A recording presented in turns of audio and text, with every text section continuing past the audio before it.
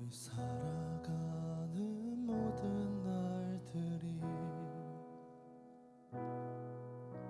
다 주의 숨결 속에 지어졌으니 이제 모두 모여 다 주를 찬양해. 그는 영원토록 찬양받으실 주. 우리 살아가는 모든 날들이 다 주의 숨결 속에 지어졌으니 이제 모두 모여 다 주를 찬양해. 그는 영원토록 찬양받으실 주. 우리 함께 찬양하며 걸어갈 이 길, 우리 발걸음 그가 이끌어 주시니 잠시 넘어져도 낙심치 말 것을 시작하신 우리 주 그 끝을 이루어 주시니. 우리 처음부터 다시 한번 고백합시다. 우리 살아가는 모든 날들이 다 주의 숨결 속에 지어졌으니 이제 모두 모여 다 주를 찬양해. 그는 영원토록. 우리 마음을 다해서 처음부터 이 시간 다시 한번 고백합시다. 우리 살아가는 모든 날들이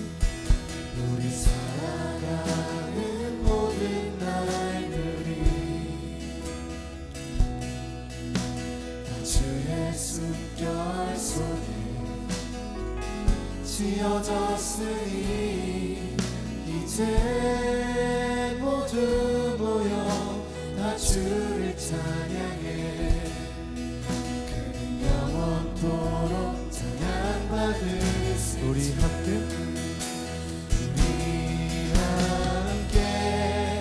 찬양하며 걸어갈 이 길, 우리 발걸음 그가 이끌어 주시니 잠시 넘어져도 낙심치 말 것을 시작하신 우리 주 그 끝을. 우리 다시 한번 고백하며 나아갑시다. 우리 함께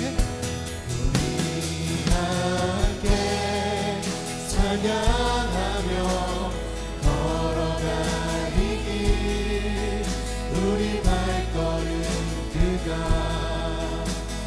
이끌어 주시니 잠시 넘어져도 낙심치 말 것을. 우리 시간 주님께 다시 한번 고백할 때 우리 목소리 높여서 주님께 믿음으로 선포하며 나아갑시다. 우리 함께 찬양하며 걸어갈 이 길, 우리 발걸음 그가 이끌어 주시니 잠시 넘어져도 낙심치 말 것을 시작하신 우리 주. 우리 시간 주님께 마지막으로 다시 한번 고백하며 나아갑시다. 우리 함께 찬양하며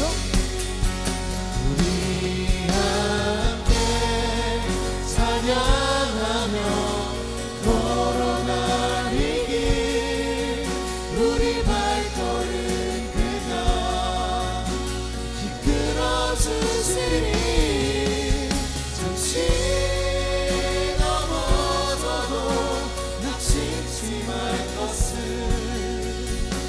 시작하신 우리 주.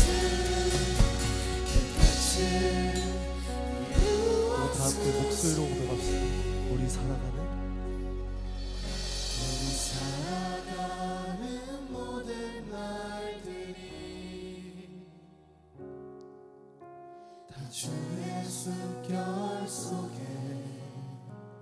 지어졌으니 이제 모두 모여 다 주를 찬양해. 그는 영원토록 찬양받으실 주. 사랑해 주님 감사합니다. 어김없이 오늘도 우리 둘째 날 오전 집회에 불러주셔서 주님을 만날 수 있고 주님을 고백할 수 있는 기쁨을 허락하시면 감사드립니다. 주님의 살아계심을, 주님의 숨결을 우리가 온전히 느끼면서 누리면서 나아갈 수 있는 오늘 집회 시간을 허락하여 주시옵소서. 주님 계속해서 찬양하는 시간 가운데 우리가 정말 주님께 기쁨으로 고백하며 나아가길 소망합니다. 우리가 주님께 진정으로 우리의 고백들을 올려드릴 때 주님 부족하지만 우리의 찬양을 기뻐 받아 주시옵소서. 이 모든 말씀 살아계신 예수님의 이름으로 기도드렸습니다. 아멘. 우리 계속해서 찬양할 때 우리 한번 자리에서 일어나 볼까요? 우리 일어나셔서 박수 치면서 우리 함께 기쁨으로 신령과 진정으로 고백하며 나시길 소망합니다.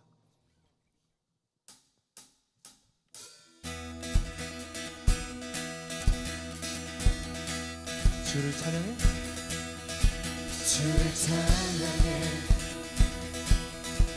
나의 맘 다해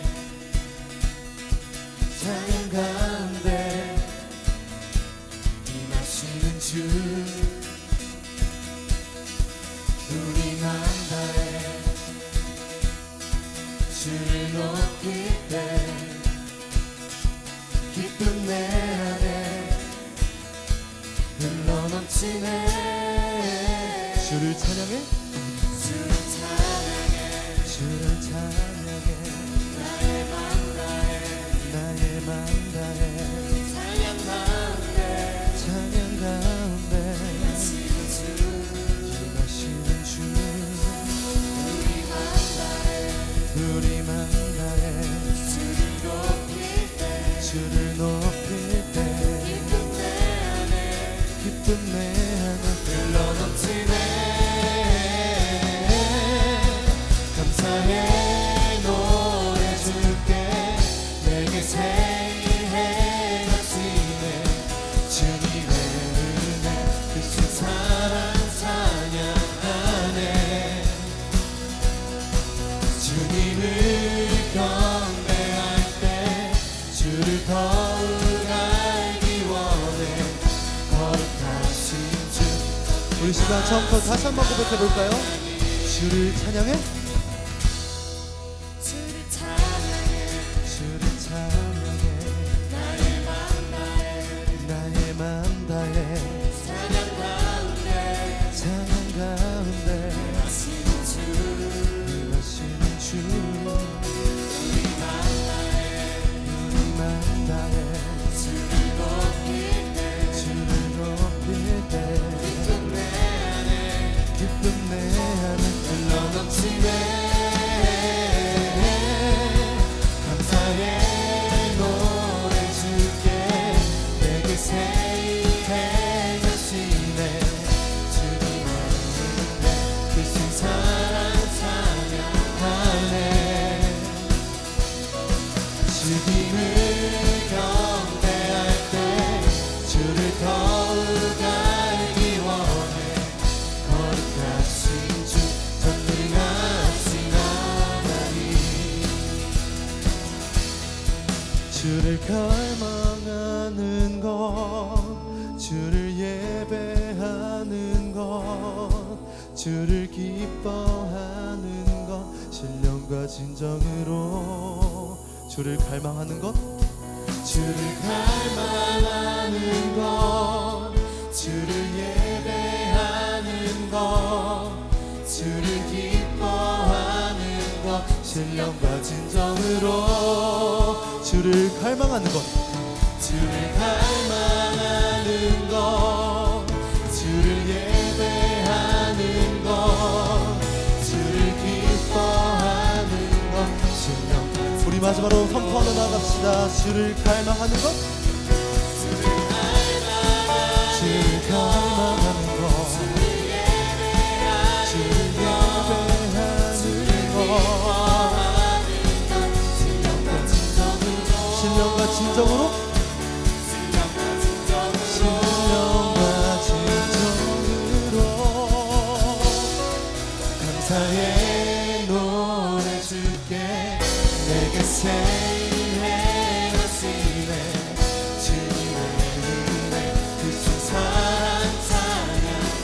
마지막으로 주님을 경배할 때, 주님을 경배할 때 주를 더욱 알기 원해. 거룩하신 주 전능하신, 거룩하신 주 전능하신 하나님, 거룩하신 주 전능하신 하나님. 아멘.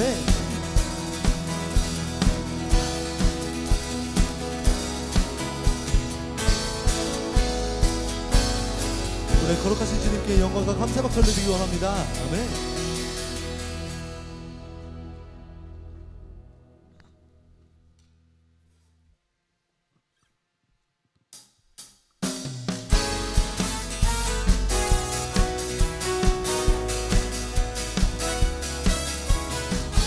우리 계속해서 우리 주님의 뜨거운 사랑을 우리 다 함께 고백하며 나아갑시다. 눈부신 햇살, 눈부신 햇살, 저 하늘 넘어 내게 주어진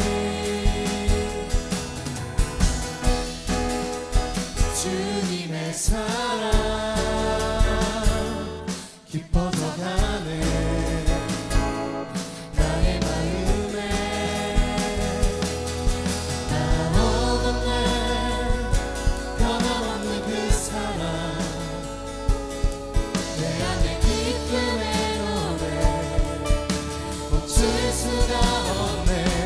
주님의 사랑 바라는 주님은 내게 찾아와 그 사랑에 연기가 내 맘가득해.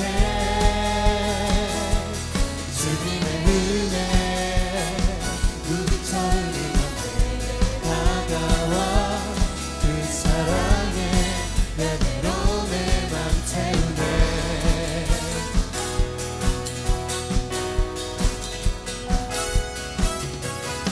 우리 처음부터 다시 한번 고백합시다. 눈부신 햇살, 눈부신 햇살, 저 하늘 넘어 내게 주어진 주님의 사랑 깊어져가네.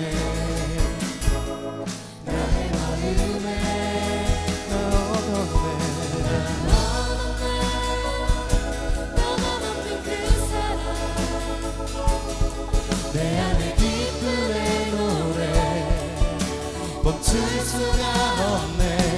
주님의 사랑 바람에 실리는 내게 찾아와 그 사랑에 향기가 내 맘 가득해. 주님의 은혜 눈빛처럼 내게 다가와 그 사랑에 내대로 내 맘. 우리 다시 한번 주님의 사랑, 주님의 사랑 바람에 실리는 내게 찾아와 그 사랑에 향기가 내 맘 가득해.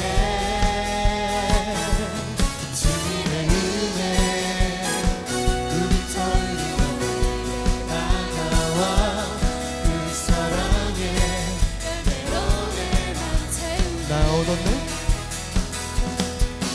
나 얻었네. 변함없는 그 사랑, 내 안에 기쁨의 노래 멈출 수가. 다시 한번 나 얻었네. 나 얻었네. 변함없는 그 사랑, 내 안에 기쁨의 노래 멈출 수가 우리 목소리 높여서 멈출 수가 없네. 주님의 사랑 바람에 실리는 내게 다가와 그 사랑에 향기가 내 맘 가득해. 주님의 은혜 눈빛처럼 내게 다가와 그 사랑에. 우리 마지막으로 다시 한번 주님의 사랑, 주님의 사랑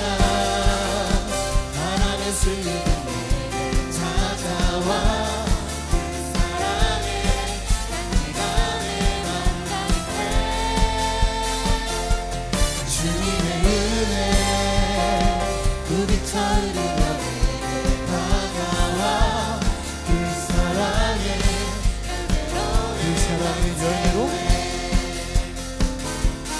그 사랑의 우리 마지막으로 다시 한번 그 사랑의 열매로 그 사랑의 열매로 내만 채우네.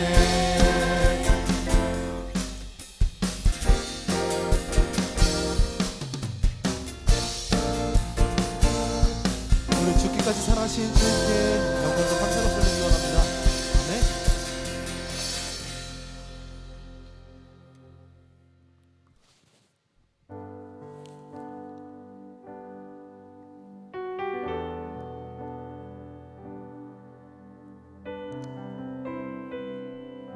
우리 다 함께 고백합시다. 영원한 사귐에 영원한 사귐에 날 초대하시네. 주님을 누리며 사는 것 날 지으신 대로 날 부르신 대로 주님과 함께 걷는 삶 이것이 영원한 삶 이것이 영원한 삶 이것이 영원한 삶 참 하나님과 그 아들 안의 삶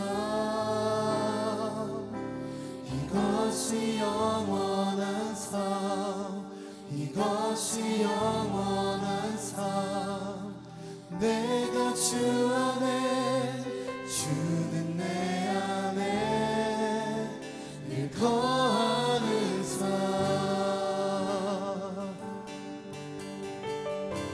영원한 사귐에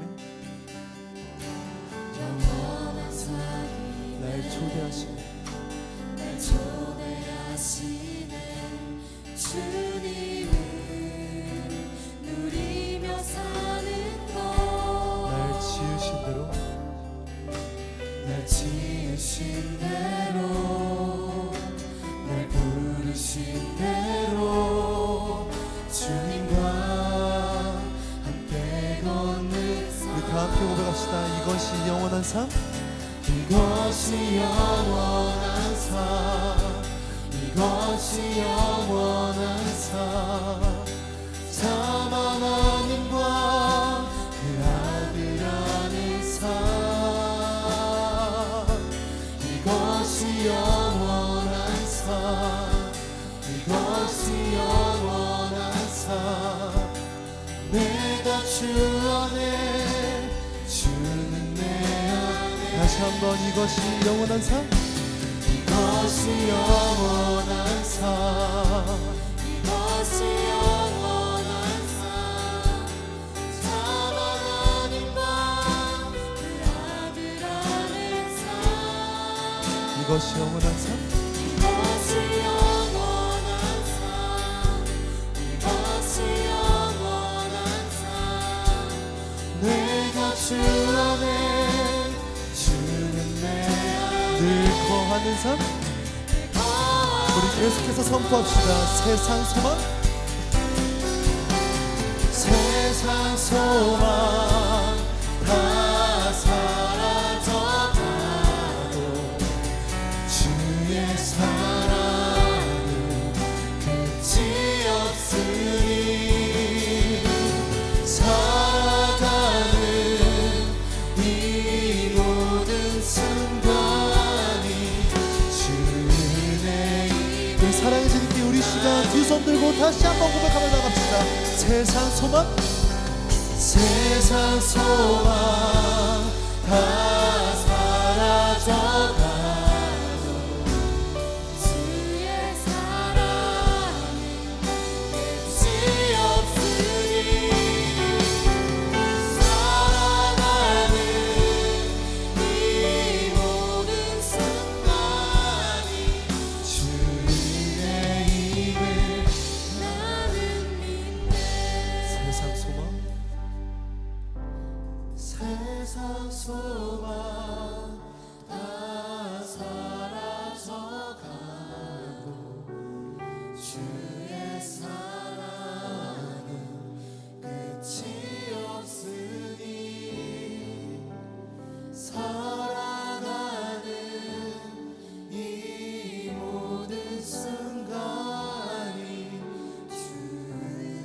영원하신 주님의 말씀을 우리 의지하면서 마지막으로 여러분들의 목소리로 고백합시다. 세상 소망, 세상 소망 다 사라져 주의 사랑은 끝이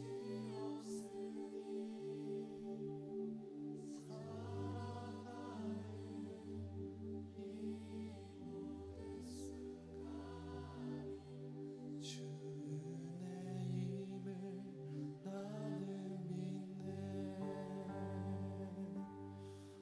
아멘. 우리 이 시간 우리에게 영원한 말씀과 또 사랑을 허락하신 주님께 먼저 감사하는 마음으로 기도하며 나아가시길 소망합니다. 우린 참 세상에 많은 것들을 쫓고 있습니다. 성공과 명예와 돈과 많은 재물들의 유혹에 넘어지고 있습니다. 하지만 우리가 어제 우리 목사님께 들었던 말씀과도 같이 우리 세상이 유혹하는, 세상이 추구하는 성공의 기준에 맞춰가는 것이 아니라 주님께서 허락하신 영원한 사귐 가운데 주어지는 영원한 삶을 우리가 앙망하고 갈망할 수 있는 기쁨을 허락하여 주시옵소서. 주님, 세상은 언젠가 사라질 것들이 너무나도 차고 넘칩니다. 우리가 그것들에 넘어지는 것이 아니라 영원하신 주님의 말씀을 의지함으로 나아가오니 주님과의 정말 영원한 사귐과 교제 가운데서 주님의 사랑을 온전히 느끼고 그것들을 가지고 우리가 세상을 정말 당당히 살아갈 수 있는 믿음과 정말 은혜를 허락하여 주시옵소서. 부족한 우리들이 정말 이 자리 가운데 모일 수 있는 것은 주님의 사랑 때문입니다. 그러한 사랑들을 우리가 입술로 고백하였으니 그러한 사랑들을 우리가 더욱더 마음 가운데 채워질 수 있는 은혜를 오늘 예배 자리 가운데 주님께서 허락하여 주시옵소서. 우리 다 함께 우리 영원하신 주님의 말씀을 의지하면서 우리 다 함께 기도하며 나시길 소망합니다. 다 함께 기도하시겠습니다. 사야 아버지 감사합니다. 주님과의 영원한 사귐과 교제 가운데서 우리가 주어지는 그 말씀을 우리가 더욱더 갈망할 수 있는 기쁨을 허락하여 주시옵소서. 아버지, 우리는 매 순간 넘어지고 쓰러지는 존재들입니다. 우리 세상에 너무 많은 것들이 우리는 정말 휩쓸려가고 쓰러집니다. 하지만 아버지, 우리가 다시 한번 일어나 주님의 십자가 앞에 나와왔으니 아버지, 우리에게 주님의 영원하신 말씀으로 가득 채워주사 우리가 그것들을 가지고 세상을 살아갈 수 있는 믿음과 은혜를 허락하여 주시옵소서.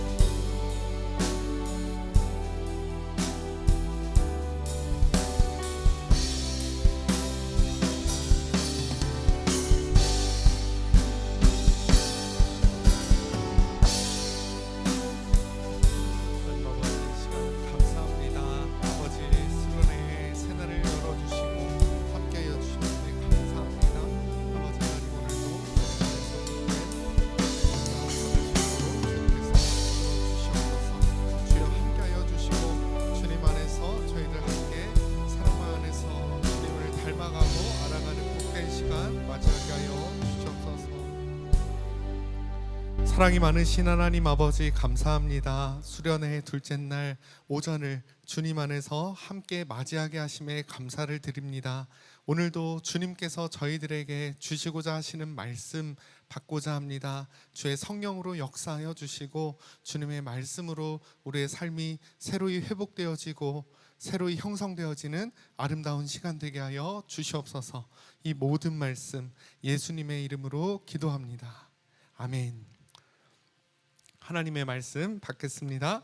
이 시간 우리에게 주시는 하나님 말씀은 창세기 12장 4절에서 9절까지 말씀입니다. 창세기 12장 4절에서 9절입니다. 현재에 집중하기라는 제목으로 고동훈 목사님께서 말씀 전해 주시겠습니다. 4절부터 9절 한 절씩 교독하시겠습니다. 이에 아브라함이 여호와의 말씀을 따라갔고 롯도 그와 함께 갔으며 아브라함이 하란을 떠날 때에 75세였더라. 아브라함이 그의 아내 사레와 조카 롯과 하란에서 모은 모든 소유와 얻은 사람들을 이끌고 가나안 땅으로 가려고 떠나서 마침내 가나안 땅에 들어갔더라. 아브라함이 그 땅을 지나 세겜 땅 모래 상수리 나무에 이르니 그때에 가나안 사람이 그 땅에 거주하였더라. 여호와께서 아브라함에게 나타나 이르시되 내가 이 땅을 내 자손에게 주리라 하신지라. 자기에게 나타나신 여호와께 그가 그곳에서 제단을 쌓고 거기서 베델 동쪽 산으로 옮겨 장막을 치니 서쪽은 베델이요 동쪽은 아이라. 그가 그곳에서 여호와께 제단을 쌓고 여호와의 이름을 부르더니 점점 남방으로 옮겨갔더라. 어제에 이어서 우리 고동훈 목사님이십니다. 목사님을 따뜻한 박수로 감사하는 마음으로 맞이하겠습니다.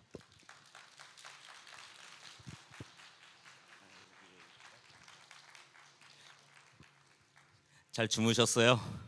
어제 모임하고 늦게까지 피곤했을 텐데 또 이 아침도 하나님께서 예비하신 은혜 주실 줄 믿습니다. 저는 이제 양복을 좀 입고 머리도 올리고 그랬어요. 어제 어제 보던 분들과 좀 달라지신 분들이 있는 것 같아요. 안경을 벗으신 분들도 있고 안경을 쓰신 분들도 있고 하루하루마다 하나님께서 우리에게 또 예비하신 새로운 새날의 축복이 있는 줄 믿습니다. 어제는 어제의 나고 오늘은 오늘의 날입니다. 오늘 하나님이 우리에게 또 새로운 날을 허락하신 줄 믿습니다. 우리 옆에 분들과 함께 이렇게 축복합시다. 오늘도 새 날을 주셨습니다. 축복합니다. 지난 저녁 우리 과거에 대한 정리를 좀 나누었죠. 고향, 친척, 아버지의 집을 떠나는 겁니다. 옛 습성, 또 옛 나의 고집된 자아들, 또 죄악들 이런 것으로부터 고향 익숙한 것으로부터 떠나는 것, 그것이 신앙의 첫걸음의 시작이라 그렇게 말씀을 했고요. 그 다음에 친척, 인간관계죠. 인간관계의 우상, 사회생활하면서 겪는 우리의 모든 어려움들 가운데 하나님의 인도하심을 우리가 붙잡으면 좋겠고, 마지막 아버지의 집, 과거의 한계와 굴레, 아버지의 집을 떠날 때 우리 신앙의 역사가 움직입니다. 불행한 사람의 특징은 과거에 얽매여서 현재를 힘들게 살아가는 그런 사람들이라고 할 수가 있습니다. 저는 아버님이 이제 목회를 늦게 하셨어요. 저도 아버님이 목사님이에요. 목회를 늦게 하셨고 본이 저는 고시잖아요. 원래 고시는 본이 다 제주입니다. 그러니까 제주가 고향이고 저는 제주에서 태어나진 않았고 서울 출신이긴 한데 서울에서 계속 살았기는 하는데 본 고향은 이제 선배들 선조들이죠. 아버님부터는 다 제주도에 계셨어요. 그래서 제주도에 사는 사람들이 제주도는 그 미신이 심한 동네고 워낙 그 섬 마을이고 해서 그리고 그 뱀신 뭐 이런 것들이 막 괜히 많았다고 해요. 그래서 그런 산신을 섬기던 우상의 그런 가득 차 있는 곳이었는데 초대 제주도 선교사님은 이기풍 목사님이라는 분이에요. 여러분 혹시 들어보셨어요? 이기풍 목사님이 초대 우리 그 조선동로회에서 목사 안수를 받은 7분 중에 한 분이에요. 그 목사님이 제주도로 내려가서 복음을 전하시고 그 제주에서 교회를 세우실 때 저희 외조모께서 어린 시절 예수님을 처음 믿고 제주도에서 예수님을 영접했어요. 그리고 그곳에서 우리 이 가정이 믿음의 가정이 되기 시작했죠. 근데 이제 제주도라는 환경이 섬 환경이니까 어려우니까 아버님 그곳에 계시다가 목회를 하시고 싶었는데 일찍 하지 못했어요. 그래서 서울로 올라오셔서 직장 생활을 우리 청년들처럼 직장 생활을 하면서 또 하나님에 대한 은혜를 간구하고 있는 중에 나이가 많이 들게 되고 또 재산도 좀 생기게 되고 하니까 그 모든 것들을 이제 다 정리하고 목회를 늦게 시작하셨어요. 목회를 늦게 시작하셨고 가난한 개척교회 시절이 시작됐습니다. 그래서 저는 어렸을 때 그 개척교회라는 게 조그매요. 그러니까 여기 한 블록 정도 크기 되는 조그만 그 교회 거기에서 예배를 드리고 지낼 방이 없으니까 어떻게 해요? 저 뒤편에다가 이렇게 나무 판자로 이렇게 막아가지고 간이 뭐라고 하나요? 그 방을 하나 만들어서 저희 4식구인데 어머님, 아버님 그리고 또 누님 그리고 저 이렇게 4명이 누우면 머리, 발이 딱 닿는 정도의 공간 이렇게 판자 막아서 그곳에서 개척을 시작을 했습니다. 근데 어린 시절에 어떻게 보면 힘들었다고 하면 힘들었죠. 제가 제대로 된 그 저의 옷 한 벌을 입어보질 못했으니까요. 그러니까 항상 그 낡은 옷들, 아버지가 입던 옷들을 줄여가지고 입다든지 뭐 그렇게 하면서 청소년 시절을 보냈던 기억이 있어요. 근데 저는 뭐 어려서부터 개척교회 하니까 어린 시절부터 성가대 지휘를 제가 하고, 우리 여기 뭐 간사님들도 계시지만 주일학교 전체의 뭐 전도사 역할을 중고등학교 때부터 하기 시작을 했습니다. 네, 그렇게 시작을 하고 사실 제가 공부를 조금 이렇게 보여도 공부를 좀 제가 잘했어요.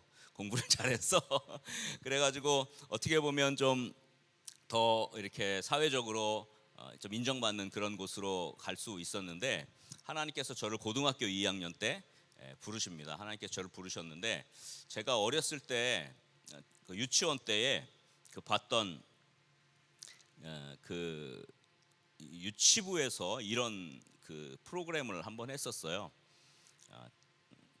장래 뭐가 되려고 하느냐, 이제 뭐 그런 이야기였는데, 거기에서 제가 그 어린 나이에 그 학교도 들어가기 전인데 이 교회를 그리고 그다음에 뒤에 산을 그리고 거기에 뭐 기도원을 뒤에 그리고 이런 교회에 목사가 되겠다. 아마 그렇게, 저도 기억이 안 났는데 그 다 까먹었거든요. 그리고 지냈는데, 제가 막 이렇게 그 뭐 공부를 하고 학창 시절을 보내고 하다가 그 이런 수련회 때예요. 이런 수련회 때인데, 그때는 저쪽에 그 한월산이라고 그 기도를 열심히 하던 그런 때가 있습니다. 그 저 때까지 그런 기도원에 많이 갔었었는데요. 거기에서 마지막 날 기도하는데, 그날 밖에 비가 계속 내리는 그 비가 지금처럼도 아니고 비가 쭉쭉 내리던데, 밖에서 그 야외 집회를 했어요. 전나무 숲이 아주 좋거든요. 거기에서 집회를 하는데 하나님께서 저에게 성령을 주셨어요. 성령의 은혜를 받고 하나님께서 보여주신 것이 있는데, 그게 뭐냐면 제 어린 시절에 이렇게 그렸던 그림, 이렇게 목회자로의 그림을 보여주시면서 하나님께서 저에게 그때 내가 가지고 있는 모든 것들, 또 내가 가지고 있는 뭐 재능이나 지식이나 하나님 주신 은혜가 있겠지만 나는 하나님의 길을 가야겠다, 그렇게 선택을 하고 결정을 했습니다. 이제 그때는 아버님이 한참 개척을 하셔서 교회가 진짜 어렵고 가난할 때죠. 그래서 제가 교회의 모든 것들을 봉사를 하고 하면서 교회가 좀 부흥을 했어요. 교회가 부흥을 했고, 아버님이 이제 사실 그 좁은 방에서 지내기가 너무 힘들잖아요. 그래서 아버님은 아예 그 강단도 뭐 조그맣죠. 그 강단 뒤에서 거의 그 주무시고 발도 뻗지 못하고 그렇게 주무시면서 그 개척의 시절을 보냈습니다. 하나님의 은혜를 주셔서 교회가 부흥하게 됐고, 그래서 이제 판잣집에서 벗어나서 사택도 조그맣게 마련이 돼서 지나게 됐는데, 저희 아버님이 병을 얻으시고 갑자기 몸이 안 좋아지셔서 소천을 하시게 됐어요. 장례를 치르는데 제 마음이 굉장히 무너지는 것 같았어요. 근데 하나님께 조금 막 약간의 원망이랄까, 이런 생각들을 했죠. 하나님, 아니 이제 좀 괜찮아져서 조그마한 사택도 마련되고 좀 발 뻗고 주무실만 할 정도로 이제 조금 회복이 돼서 이제 좋아지려고 하는데 아버님을 데려가시면 어떡합니까? 그러니까 너무 마음이 심란했어요. 이렇게 지금까지 고생해서 조금 괜찮아지려고 하는데 이제 하나님이 아버님을 데려가신 거예요. 그래서 그 아버님 장례를 치르고 그날도 7월의 중순인데 장마비가 주룩주룩 내리는 그날이었어요. 너무너무 심란했고 하나님 앞에 가서 그렇게 막 좀 토로를 했어요. 근데 사실은 저희 아버님 살아계실 때 저희 가정에서는 그 매일 가정 예배를 드렸어요. 매일 가정 예배를 드렸는데 찬양 부르고 성경 읽고 같이 기도하고 그랬습니다. 근데 그때 이 아버님이 좋아하시던 찬양이 있었는데, 그게 495장 내 영혼이 은총 입어라는 찬양. 그때 495장, 지금은 434장일 거예요. 그죠? 내 영혼이 은총 입어라는 그 찬양. 저도 어렸을 때 불렀는데 너무 좋았어요. 그 찬양 여러분 아시죠? 내 영혼이 은총 입어 중한 죄짐 벗고 보니 슬픔 많은 이 세상도 천국으로 화하도다. 할렐루야 찬양하세. 내 모든 죄 사함 받고 주 예수와 동행하니 그 어디나 하늘나라. 이 찬양이 참 좋았어요. 힘든데 고통스러운데도 주 예수와 동행하니 그 어디나 하늘나라. 저는 3절이 참 좋았는데 3절 가사가 이렇게 돼 있어요. 높은 산이 거친 들이, 그 다음에 초막이나 궁궐이나 이렇게 됐어요. 내 주 예수 모신 곳이 그 어디나 하늘나라. 조그마한 판잣방에서 발도 제대로 뻗지 못하고 잠을 자야 하는 그런 생활 속에서 높은 산이 거친 들이, 초막이나 궁궐이나 어디가 하늘나라라고요? 내 주 예수 모신 곳이 그 어디나 하늘나라. 그 찬양이 참 저는 좋았어요. 그런 환경 속에 있었지만 그 찬양을 부를 때마다 정말 예수님이 나와 함께 계시는구나, 우리 가정과 함께 하시는구나, 참 그 영적으로 행복했던 그런 생각이 났어요. 그래서 그 아버님 산소에 가가지고 하나님 왜 이러십니까? 라는 마음이 들었을 때 하나님께서 저에게 주신 마음이 있어요. 그 마음이 뭐냐 하면 나와 동행하는 것이 최고의 행복이 아니더냐. 너가 이 땅에서 많은 수고를 하고 많은 것을 해서 이렇게 많은 것을 누리는 게 그게 너의 진짜 행복이겠니? 이런 마음을 주시는 거예요. 그래서 제가 깊이 생각을 해보니 아버님 이 땅에서 고생 많이 하셨고 또 이제 괜찮아질만 하는데 병이 걸려서 하나님 곁으로 갔단 말이에요. 진짜 행복이 뭘까? 이 땅에서 좀 내가 잘해서 이만큼 누리는 걸 즐기는 게 진짜 행복일까? 제가 생각했어요. 하나님과 함께하는 게 가장 큰 행복이겠구나. 그러면서 아버님이 저에게 주신 그 하나님께서 저에게 주신 말씀이 있는데, 너의 아버지가 못다한 사명을 네가 감당하면 좋겠다. 그런 마음을 주셨어요. 사실 저는 교수가 되고 싶었어요. 교수가. 사실 공부를 되게 잘했고, 제가 자꾸 제 입으로 잘했다 그러니까 하여튼 제가 신학을 공부하는 게 너무 좋았고, 또 수석으로 졸업을 했고, 또 대학원도 차석으로 졸업을 하고 7년 내내 장학금을 받고 신학 공부를 하게 됐어요. 그래서 교수님들도 당연히 너는 교수가 되라, 이런 분야를 공부해 오고 논문을 써오고 박사학위를 받아오면 그러니까 끌어주겠다, 뭐 이렇게까지 다 얘기가 돼 있는 그런 상태였어요. 근데 그때 하나님이 저에게 주신 음성은 너의 아버지가 못다한 이 목회의 사명, 영혼 구원하는 사명을 네가 감당하면 좋겠다. 그렇게 음성을 주셨어요. 제가 그래서 그때에 결단을 한 것이, 나는 목회자의 길을 걸어가야 되겠다. 교수의 길을 그때 포기하게 됩니다.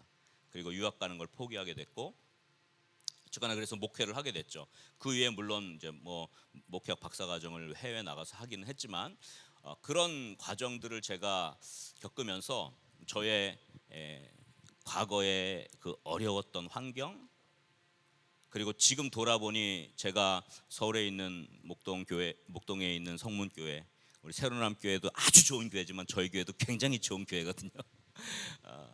막 부흥하고 또 젊은 사람들이 많이 들어오는, 또 젊은 특별히 3040 세대 젊은 부부들이 많이 모이는 그런 교회로 또 우리 한국교회 내에서 조금 이렇게 제가 섬기고 있어요. 그런 교회를 하나님이 허락하신 거는 주님과 동행하는 현재의 기쁨을 내가 놓지 않았기 때문이다. 저는 그렇게 믿어요. 대체로 보면 너무 힘들었던 과거 때문에 내가 얽매여 있거나, 아니면 내 미래에 대한 불안감, 도대체 내가 뭘 할 수 있지? 이 상태에서 이렇게 힘든데, 이렇게 어려운데 도대체 내 미래에 좀 더 나아질 수 있을까? 이런 불안감.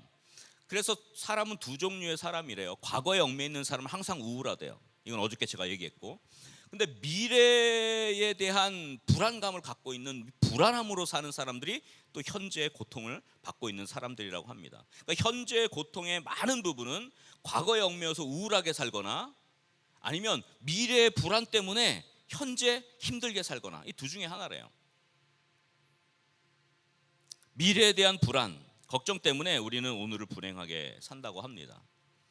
제가 뭐 미래 나는 이런 목회자가 돼야지, 나는 이런 길을 걸어야지, 나는 이렇게 해야지, 이런 계획을 제가 막 세우지 않았더라도 저는 오늘 하나님과 동행하는 것이 하늘나라이고 주 예수와 동행하는 것이 하나님의 주신, 나에게 주신 최고의 행복이라는 것을 붙잡고 한 걸음 한 걸음 갔더니 하나님이 저를 어느새 이 자리까지 세워주신 거예요.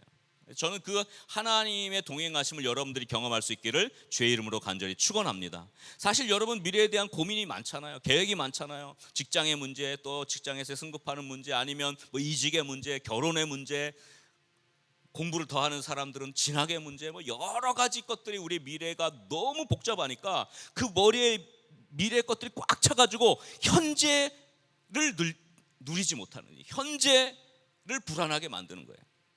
지금 이 자리에 와서 수련회 와서 있지만 지금도 머릿속에 아마 뭔가 꽉 차 있어서 집중하지 못하고 마음 가운데 이렇게 뭐랄까요, 막 행복을 누리지 못하는 그런 일이 있을 수 있지 않겠습니까?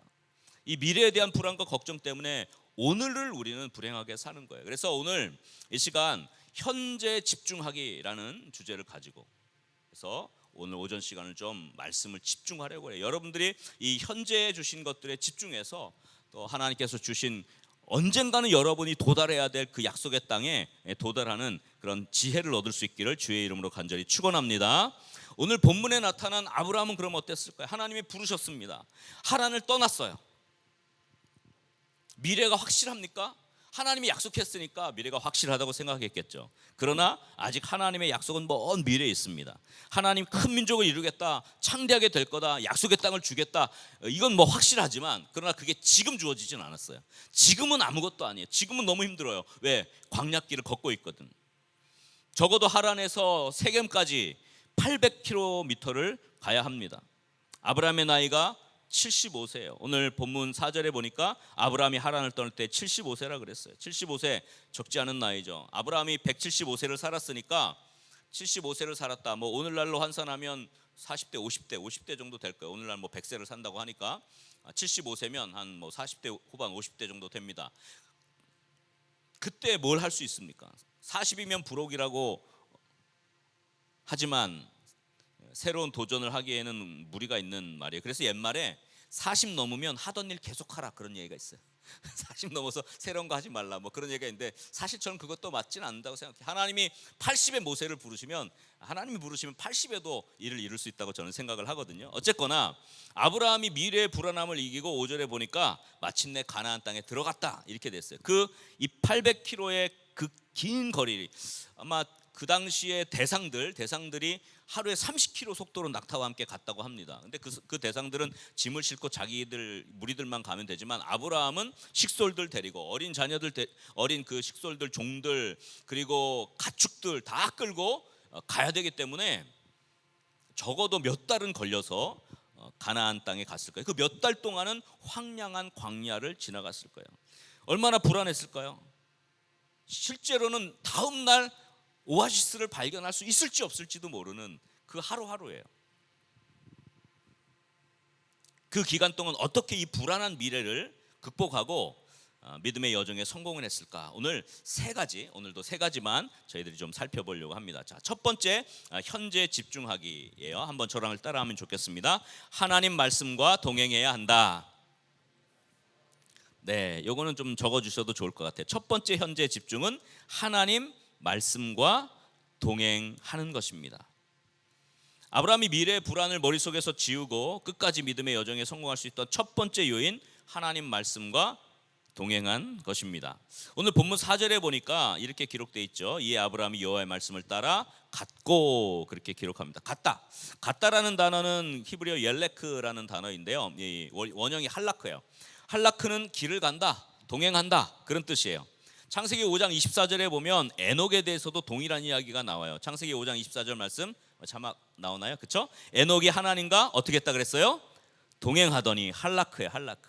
하나님이 그를 데려가심으로 세상에 있지 아니하였다. 에녹이 하나님과 동행에 따르는 단어와 여기서 아브라함이 4절에 여호와의 말씀을 따라 갔다라는 단어는 같은 단어입니다. 같은 어근에서 나온 단어예요. 할라크이죠. 하나님과 동행했습니다. 동행했다는 말은 하나님의 말씀을 따라 갔다는 거예요. 결국 아브라함은 에녹이 하나님과 300년을 동행한 것처럼 하란에서 가나안까지 여정 동안 하나님 말씀과 동행했어요.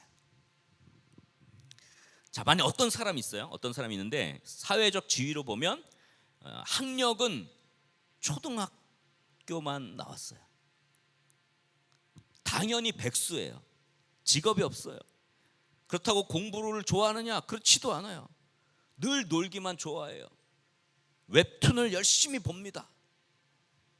직장도 없고 백수고 초등학교 졸업자에 공부도 좋아하지 않고 웹툰만 보고 앉아 있어요.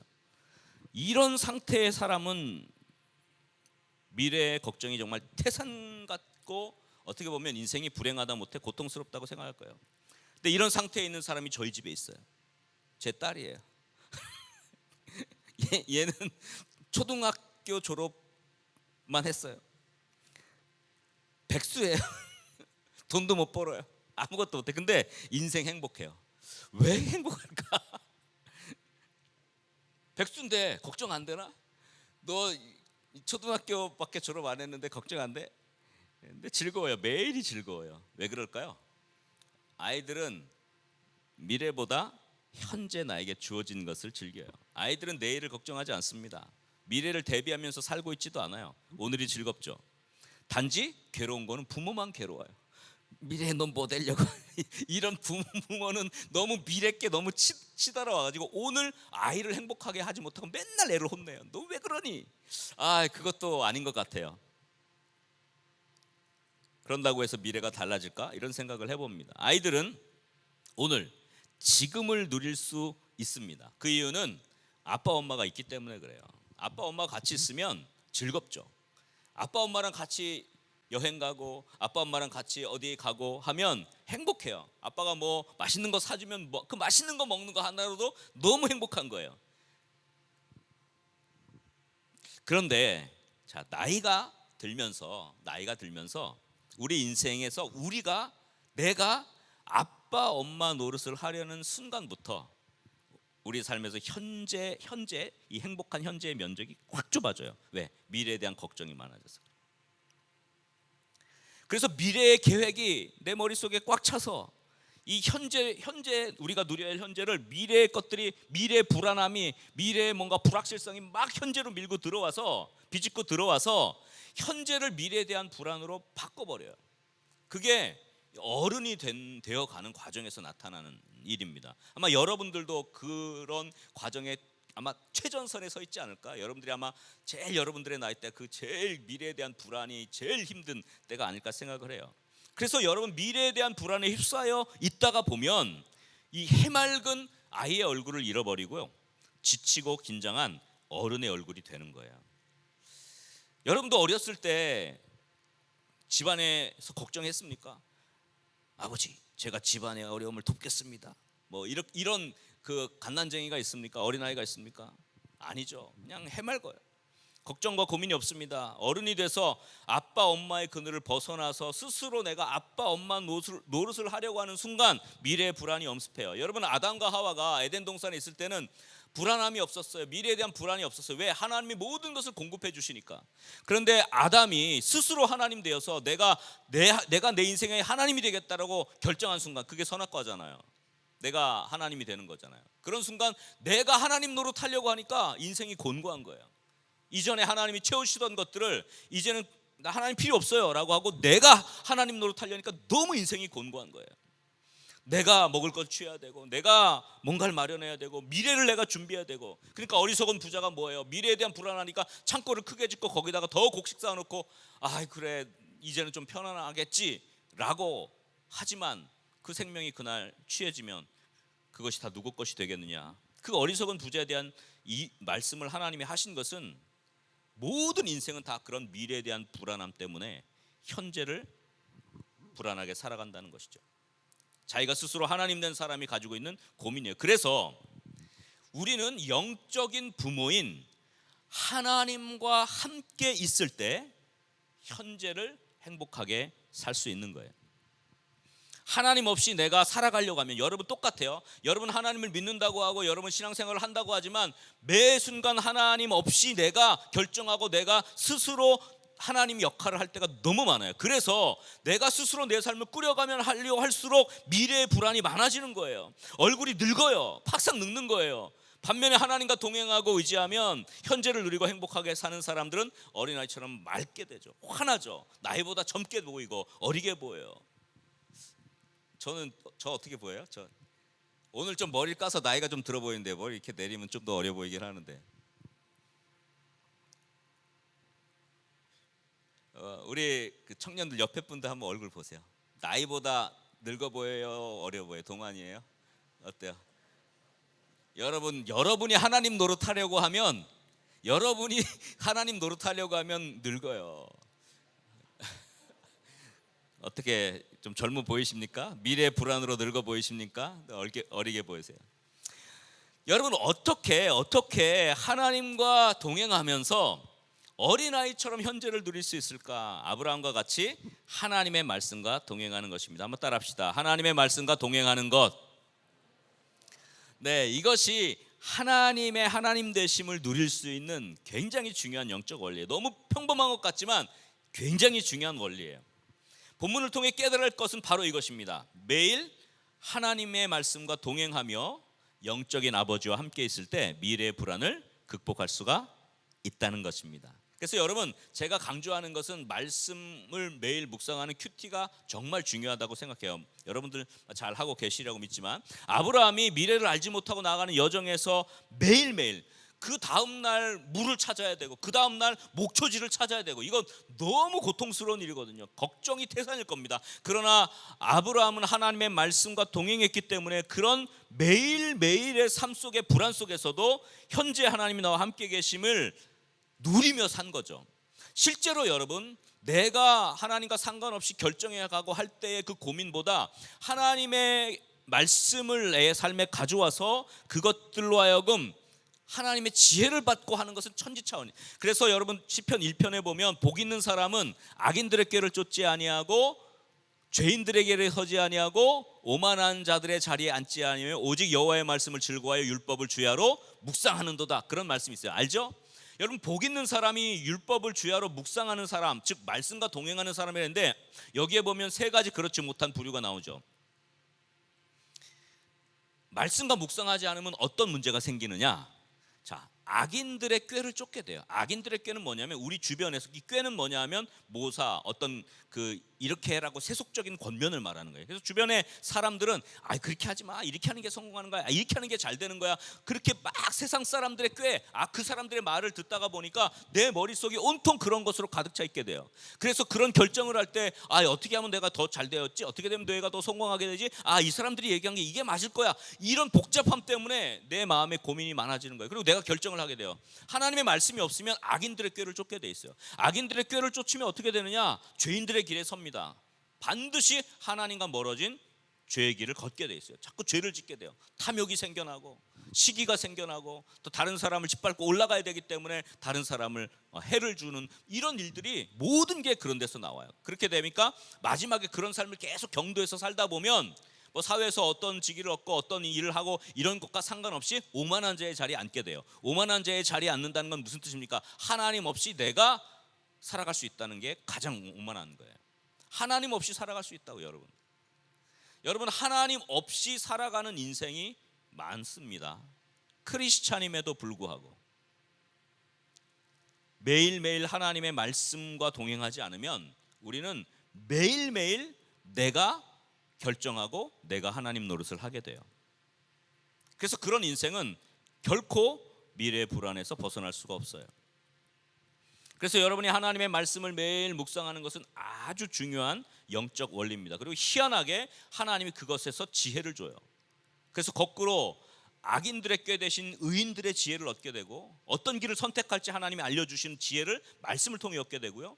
그러다 보니까 죄인들의 길에 서지 않고 의인들의 길에 서게 되고요. 오만한 자의 자리에 앉지 아니하고 오히려 겸손해서 하나님께서 이끌어 주시는 인생이 되는 거예요. 제가 지금의 이 자리까지 오게 된 게 뭐 제가 미래를 계획하고 막 사람들의 얘기를 들어서 그다음 단계로 어디로 가고 그다음에 뭐 어떻게 뭐 공부를 해서 그다음에 어떤 교회에 가서 사역을 하고 어떻게 사역을 한 다음에 그다음에 이 교회로 가가지고 이렇게 해가지고 그다음에 어디로 가, 이런 계획을 저는 1도 없었어요. 모르겠어요. 제가 요즘에 우리 저희도 부교육자들이 꽤 많이 있는데 그 부교육자들과 같이 이제 젊은 부교육자들이 얘기하면 미래를 준비하는 고민들, 자기들도 이제 교회를 어떻게 해나가고 점점 반기독교적인 문화들이 가득 차 있는 세상 속에서 어떻게 하나님의 교회를 세워갈까 고민이 많죠. 그러다 보니까 막 여러 가지 고민이 많은데 내가 그렇게 얘기해요. 지금 주어진 사명에 집중하면 작은 것에 충성된 자에게 내가 큰 것으로 맡기겠다고 하신 하나님의 그 법칙을 믿고 가라. 내가 아무리 계획을 해도 하나님이 그 길을 열어주시지 않으면 아무것도 안 된다. 그 이야기를 많이 하는데 그게 와닿진 않는 것 같아요. 근데 그 길을 저는 걸어봤기 때문에, 내가 뭔 계획을 세워서 내가 이렇게 하겠다고 해서 이 자리까지 온 게 아니라 하나님과 동행하는 매일매일의 삶에 주시는 지혜를 가지고 내가 걸어왔기 때문에 그 이야기를 아무리 해도 잘 못 알아듣는 것 같아요. 여러분들은 어떤지 모르겠어요. 말씀에 집중할 때 이런 말씀에 대한 집중이 현재 나에게 주어진 삶의 어떤 만족, 미래 불안을 잊게 만드는 아주 중요한 요인이 됩니다. 사실 제가 담임 목회를 하면서도 저희 교회에도 계속해서 뭐 해야 될 일들이 많잖아요. 또 저희 교회는 지금 이제 3040들이 계속해서 들어오는 그런 영적 구조예요. 서울에 있는 구도심에 있지만, 그래서 3040 세대 이 젊은 부부들 모임을 제가 만들고 그것에서 하나님 주시는 은혜를 많이 누렸어요. 오늘 아침에도 우리 백 목사님하고 두 분 간사님하고 그런 얘기를 했지만, 그래서 저희들은 그 젊은 부부들이 굉장히 많이 모이고, 그 제가 지금 이제 9년차 됐어요. 그래서 거의 이제 9년 정도 동안에 많이 성장해서 이제 미취학 자녀를 둔 부부들이 한 교구가 되고, 또 그 다음에 취학 아동을 둔 자녀들이 또 한 교구가 되고, 그 다음에 청소년 자녀까지 이제 나왔어요. 청소년 자녀를 둔 부모까지 이렇게 크게 세 교구가 돼서 그렇게 젊은 부부들 모임만 이제 한 1000여 명 정도 모여요. 뭐 어르신들은 또 어르신들대로 있고, 그렇게 해서 이 모임을 하게 됐는데, 저도 뭐 고민이 많고 신경 쓸 일이 많고 너무 할 게 많아요. 근데 신기한 게 있어요. 신기한 게 막 이런 여러 가지 일들로 몰아닥치고 내 머리가 복잡하고 미래에 대해서 막 생각하다 보니까 막 지금 오늘 이거 어떻게 되지? 막 고민하고 기도의 제목이 생겨났는데, 희한한 거는요, 제가 말씀을 깊이 묵상하고 말씀을 준비하고 할 때 미래의 불안한 것들이 사라지더라고요. 그러니까 현재에 집중하게 되니까. 그래서 말씀에 좀 깊이 있게 들어가니까 이 말씀이 나에게 주는 그 힘이 있어요. 미래에 대한 불안이 그 안에서 사라져요. 몰입하게 되고. 그래서 우리 삶 가운데, 여러분의 삶 가운데 매일매일 뭐 직장의 문제, 또 뭐 학업의 문제, 아니면 뭐 어떤 뭐 관계의 문제, 이런 매일매일의 인생의 걸음 가운데 미래에 대한 걱정과 불안이 엄습해 올 때, 여러분 아브라함과 같이 하나님 말씀을 대하고 하나님의 임재를 경험하고 하나님의 아버지 되심을 느낄 수 있기를 주의 이름으로 간절히 축원합니다. 그런다면 여러분 모든 불안과 걱정을 떨쳐낼 수 있을 거예요. 제가 그래서 여러분 매일 꼭 큐티하십시오. 이것이 굉장히 영적 성숙의 중요한 도구이기도 하지만, 여러분 하나님과 동행하는 영적인 도구는 큐티라고 저는 생각을 해요. 그래서 하나님의 말씀에 깊이 내 영혼을 침잠시키고 묵상하고 그 말씀이 나에게 오늘 주시는 것을 생각하다 보면 어느새 미래에 대한 걱정과 두려움이 사라지고, 적어도 그 순간 하나님이 주신 확신과 기쁨과 행복감이 충만해지는 거예요. 여러분 실제 힘든 것은 아직 일어나지 않은 일들이죠. 그저 막연하게 스트레스를 받고 오늘 힘들게 사는 거, 그것이 아직 일어나지도 않았는데 미리 걱정해서 현재를 누리지 못하고 사는 것이죠. 아브라함이 가나안 땅으로 발걸음을 옮기면서 하나님의 말씀과 동행하며 그 말씀을 따라 갔다. 할라크, 매일매일 동행했다. 그렇게 성경이 기록하고 있습니다. 여러분 우리의 삶에서도 아브라함과 같이 미래 불안함을 지닌 채 여정을 걸어가지만, 그러나 하나님의 말씀과 함께 동행한다면, 그 시간을 여러분 확보한다면 반드시 하나님의 인도하심, 하나님께서 여러분들의 마음을 안도하게 하시고 또 미래에 대한 불안을 떨쳐내고 오늘을 힘있게 살아갈 수 있는 은혜를 주실 줄 믿으시기 바랍니다. 그래서 여러분, 우리 새로남 교회에 속한 우리 특별히 두나미스 청년 한 분 한 분들 믿음의 형제 자매님들이 현재를 힘있게 살아가기 위해서 매일매일 하나님의 말씀을 대하고 영적이신 아버지 하나님과 동행하는, 그래서 미련의 불안을 떨쳐내고 오늘을 힘있게 살아가는 그런 축복의 삶이 되기를 주님의 이름으로 간절히 축원합니다. 우리 한번 옆 사람을 이렇게 축복합시다. 하나님 말씀과 동행합시다. 아버지와 있으면 불안이 사라집니다.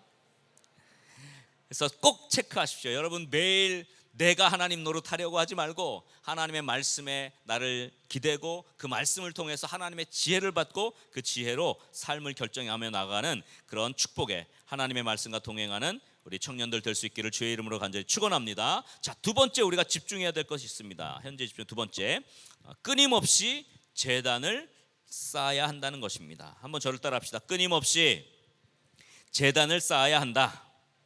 네, 제단을 쌓은 모습을 좀 살펴보려고 합니다. 아브라함이 미래의 불안을 머릿속에서 지우고 끝까지 믿음의 여정을 성공할 수 있었던 두 번째 요인은 끊임없이 제단을 쌓았어요. 오늘 본문 6절에 보니까 이렇게 기록했죠. 아브라함이 그 땅을 지나 세겜 땅 모래 상수리 나무에 이르니 그때 가나안 사람이 그 땅에 거주하였더라. 여러분, 이 말씀이 여기에 왜 적혀 있을까요? 자, 하나 좀 그대로 띄워주세요. 아브라함이 가나안 땅 세겜에 이르렀는데, 가나안 땅에 왔는데 그 땅에 가나안 사람이 거주하고 있었다는 거예요. 이 말을 왜 했을까요? 자, 하나님이 내가 너에게 줄 땅으로 가라, 약속의 땅으로 가라 그랬어요. 약속의 땅에 왔는데 그 땅에 이미 사람들이 거주하고 있었습니다. 그 말은 아브라함이 그 땅을 소유할 수 없다, 바로 소유할 수 없다는 걸 설명하는 내용이에요. 바로 소유할 수 없는 것, 이미 주인들이 있어요. 가나안 땅은 이미 다른 사람들에게 점유되어 있습니다. 그런데 7절에 이어지는 7절에 하나님이 아브라함에게 나타나서 이렇게 말씀합니다. 7절 말씀 한번 띄워주세요. 여호와께서 아브라함에게 나타나 이르시되 내가 이 땅을 내 자손에게 주리라. 이 땅을 내 자손에게 주리라. 근데 그 땅도 내가 바로 소유할 수 없어요. 이미 거기에 거주하는 사람이 있고, 그 다음에 자 보세요. 내 자손에게 주리라 그랬는데 이때 아브라함은 자식이 없어요. 자식도 없어. 그럼 이게 언제 온다는 거예요? 이게 주어진다는 거예요? 만다는 거예요? 하나님의 약속일 뿐이에요. 이게 언제 될지 몰라요. 근데 이 땅을 얻을 수 없는 땅이고 내 자손에게, 아직 자손도 없는데 주겠다? 그런데 여기 보세요. 그 계속 7절 하반절에 보니까 자기에게 나타나신 여호와께 그가 그곳에서 어떻게 했다 그랬어요? 제단을 쌓았다. 나오고 있죠? 제단을 쌓았다. 그렇게 말씀하고 있습니다. 가능성이 없어 보여요. 현실적으로는 이 땅을 소유하는 것도 불가능하고요. 자손에게 준다 그러는데 자손도 없어요. 가능성이 없습니다. 땅을 얻는다 할지라도 물려줄 자식도 없어요.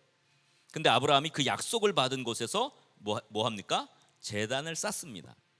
근데 희한한 게 아브라함이 거기만 제단을 쌓은 게 아니에요. 계속 장소를 옮겨서 장막을 치는 데마다 제단을 쌓아요. 그 이어지는 8절 보시면 이렇게 돼 있죠. 거기서 베델 동쪽 산으로 옮겨 장막을 치니 서쪽은 베델이요 동쪽은 아이라. 그가 그곳에서 여호와께 또 뭐 했다고요? 제단을 쌓고 여호와의 이름을 불렀다. 그렇게 기록되어 있어요. 세겜에서 제단을 쌓고 또 옮겨서 베델로 가서 제단을 쌓고 장막을 친 곳마다 제단을 쌓습니다. 그리고 이어지는 9절 뭐라고 되어 있습니까? 점점 남방으로 옮겨 갔더라. 우리말로는 남방으로 옮겨 갔더라고 이렇게 간단하게 나오지만 원어, 히브리어 원어를 직역하면 그리고 아브라함 그는 출발했고 네게부를 향하여, 네게부는 남방 지역을 말합니다. 네게부 그 사막 지역이거든요. 네게부를 향하여 계속 출발했다.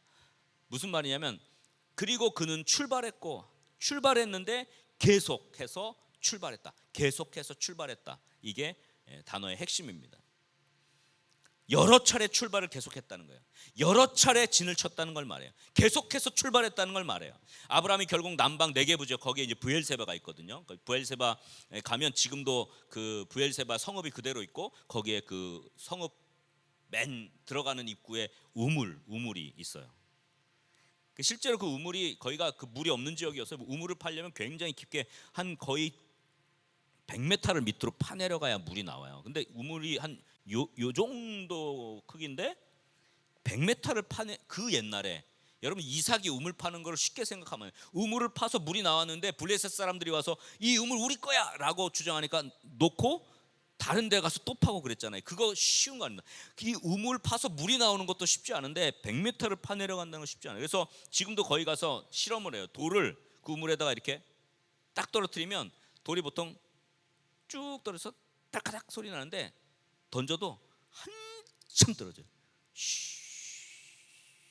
끝이 없이 떨어져. 한참 지나서 딱 소리가 나요. 그 정도로 우물이 깊어요. 아브라함이 옮겨서 우물을 파고 제단을 쌓고 옮겨서 제단을 쌓고 브엘세바까지 내려갔다는 것을 말해요.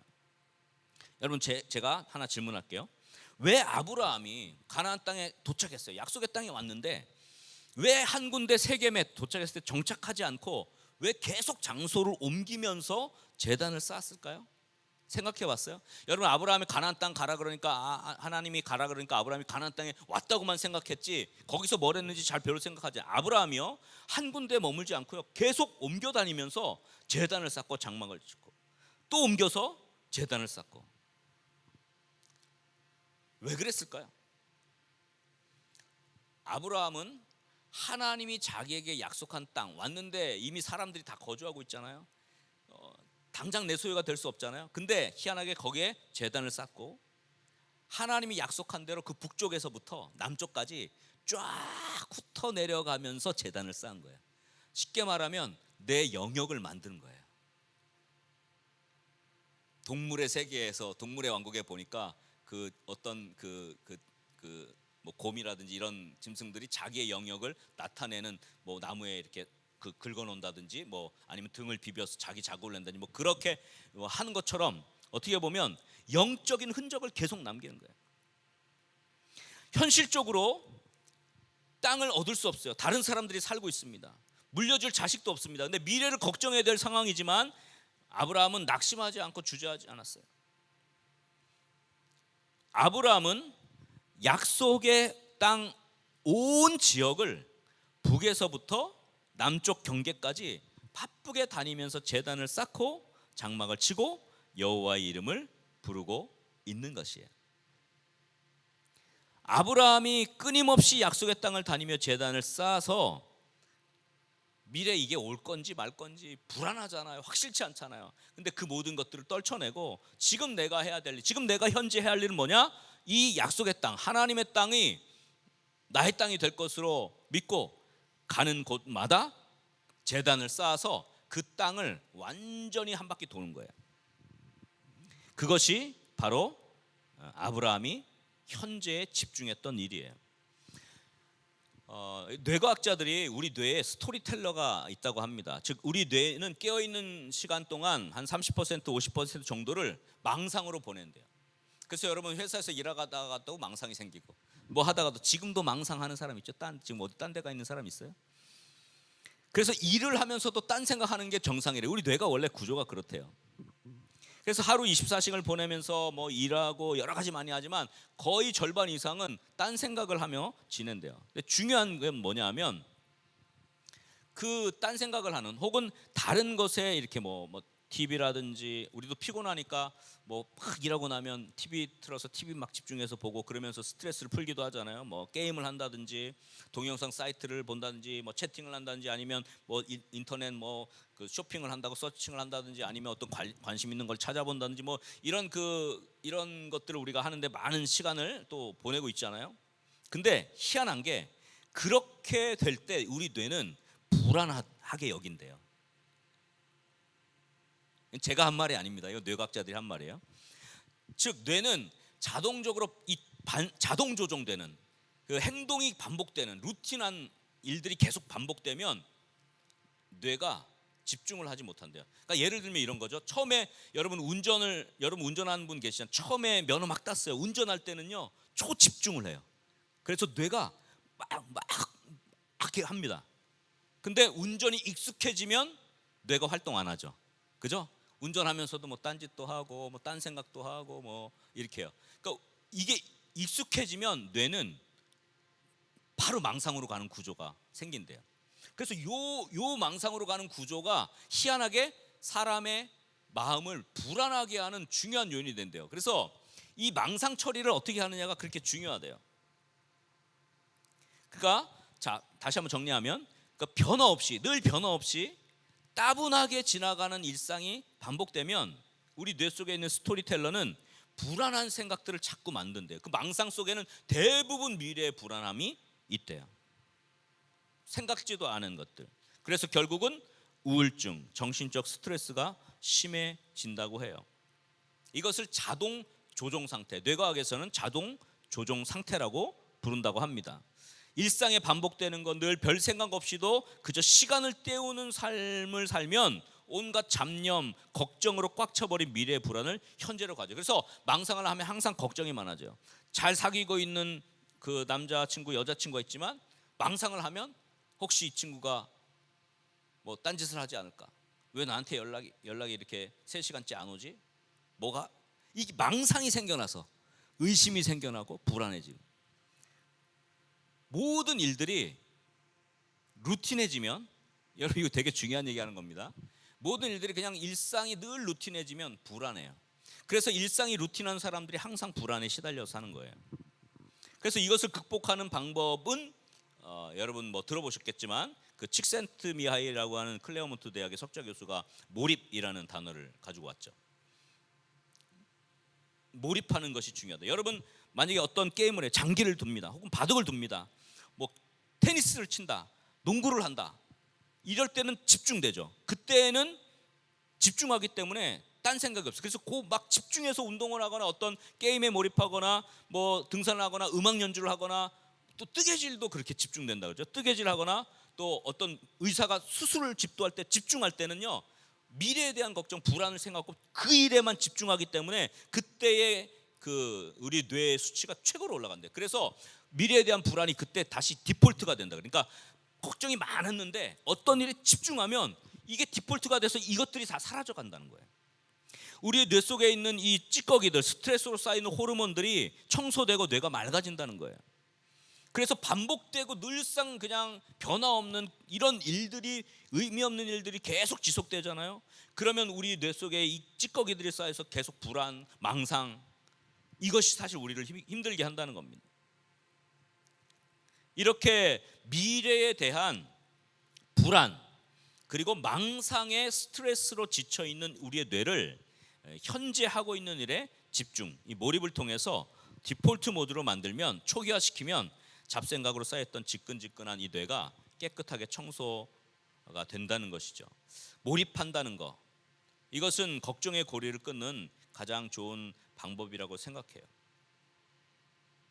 그래서 일상에서 이런 모임을 하게 되는 게 아주 중요한데, 여러분 그 울트라 마라톤이라는 스포츠 경기를 아십니까? 보통 마라톤은 42.19를 달리는데 그 이상을 달리는 거예요. 예를 들면 50km나 100km, 혹은 24시간 달리거나 48시간 달리거나, 세계에서 가장 긴 대회는 3,100마일, 약 5,000km를 달리는 마라톤 대회도 있다고 해요. 이런 울트라 러너라고 하는 그런 운동이 있는데 가혹하죠.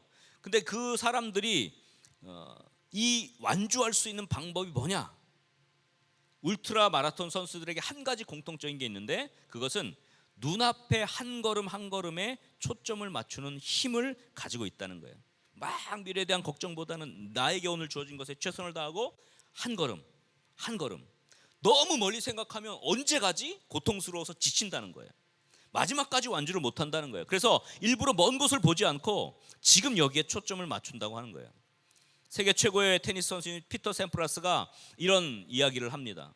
나는 결코 한 시합에 이기려고 하지 않습니다. 한 세트나 한 게임을 이기려고 하지도 않습니다. 나는 오직 한 점만을 따기 위해 노력합니다. 딱 그 세트에 딱 한 점, 나는 이번에 한 점을 따려고 해. 그것이 쌓여서 이기게 되는 거예요. 만약에 어떤 사람이 너무 전체를 생각하면 지금 지고 있는 상황이다, 그러면 그 사람은 자기 실력을 다 발휘 못한대요. 이거 지고 있으니까 만회해야지, 역전해야지, 그래가지고 좀 빨리 세트를 따내야지 하면 자기 실력이 발휘가 안 된대요. 왜? 집중이 흐트러지니까. 근데 딱 요 하나, 난 요번 공에서 내가 딸 거야 라고 하면 그것이 쌓여서 결국은 역전도 하게 되고 우승도 하게 된다는 겁니다.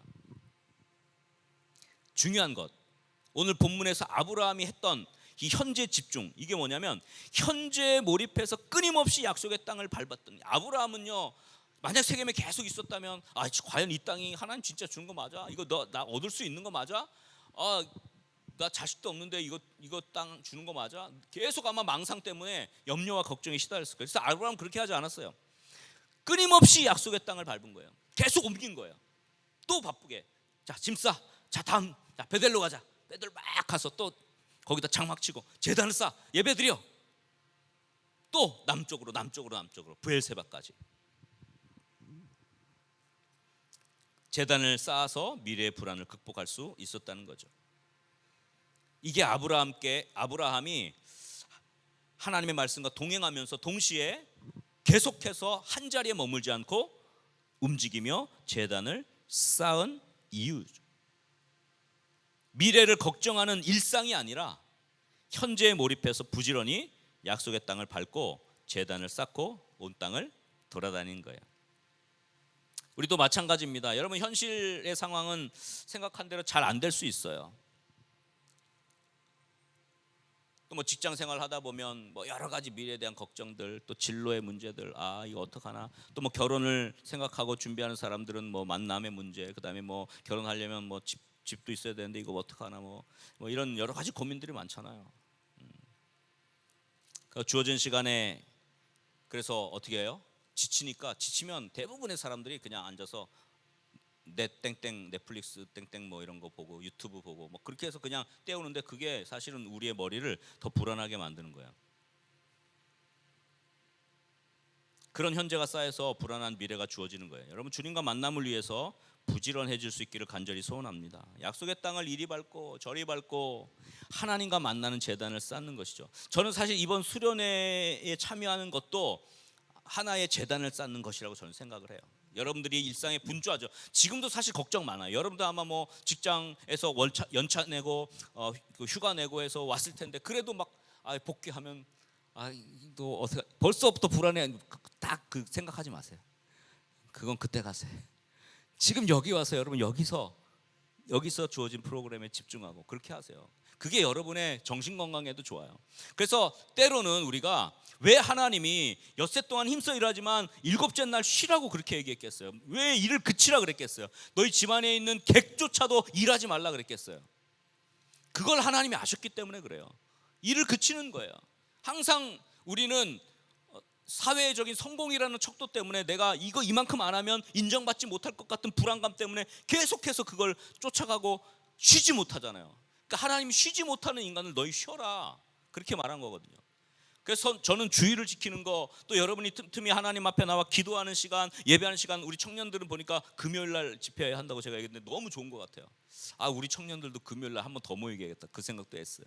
주일날 GBS 하지만 저는 그거 굉장히 좋다고 생각하는 게, 왜냐하면 그런 포즈라 그러잖아요. 그 딱 쉼의 순간이 있어야 여러분이 미래의 불안을 극복할 수가 있어요. 아브라함이 했던 것 그런 거거든요. 근데 여러분이 불안해하잖아요. 그러면 주일도 못 지킬 때가 있어요. 왜?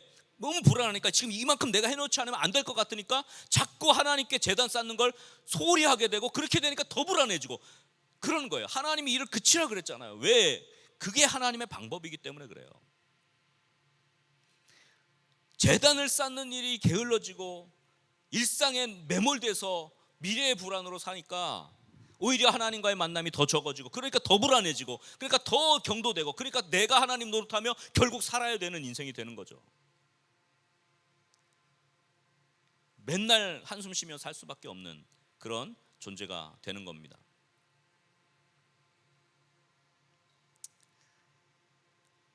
제가 이제 저는 뭐 책 읽는 걸 너무 좋아하는데, 여러분 그 성경 읽는 거, 또 뭐 이렇게 예배하고 하는 것도 중요하고, 여러분들이 좀 좋은 독서를 많이 했으면 좋겠다, 이런 생각이 있어요.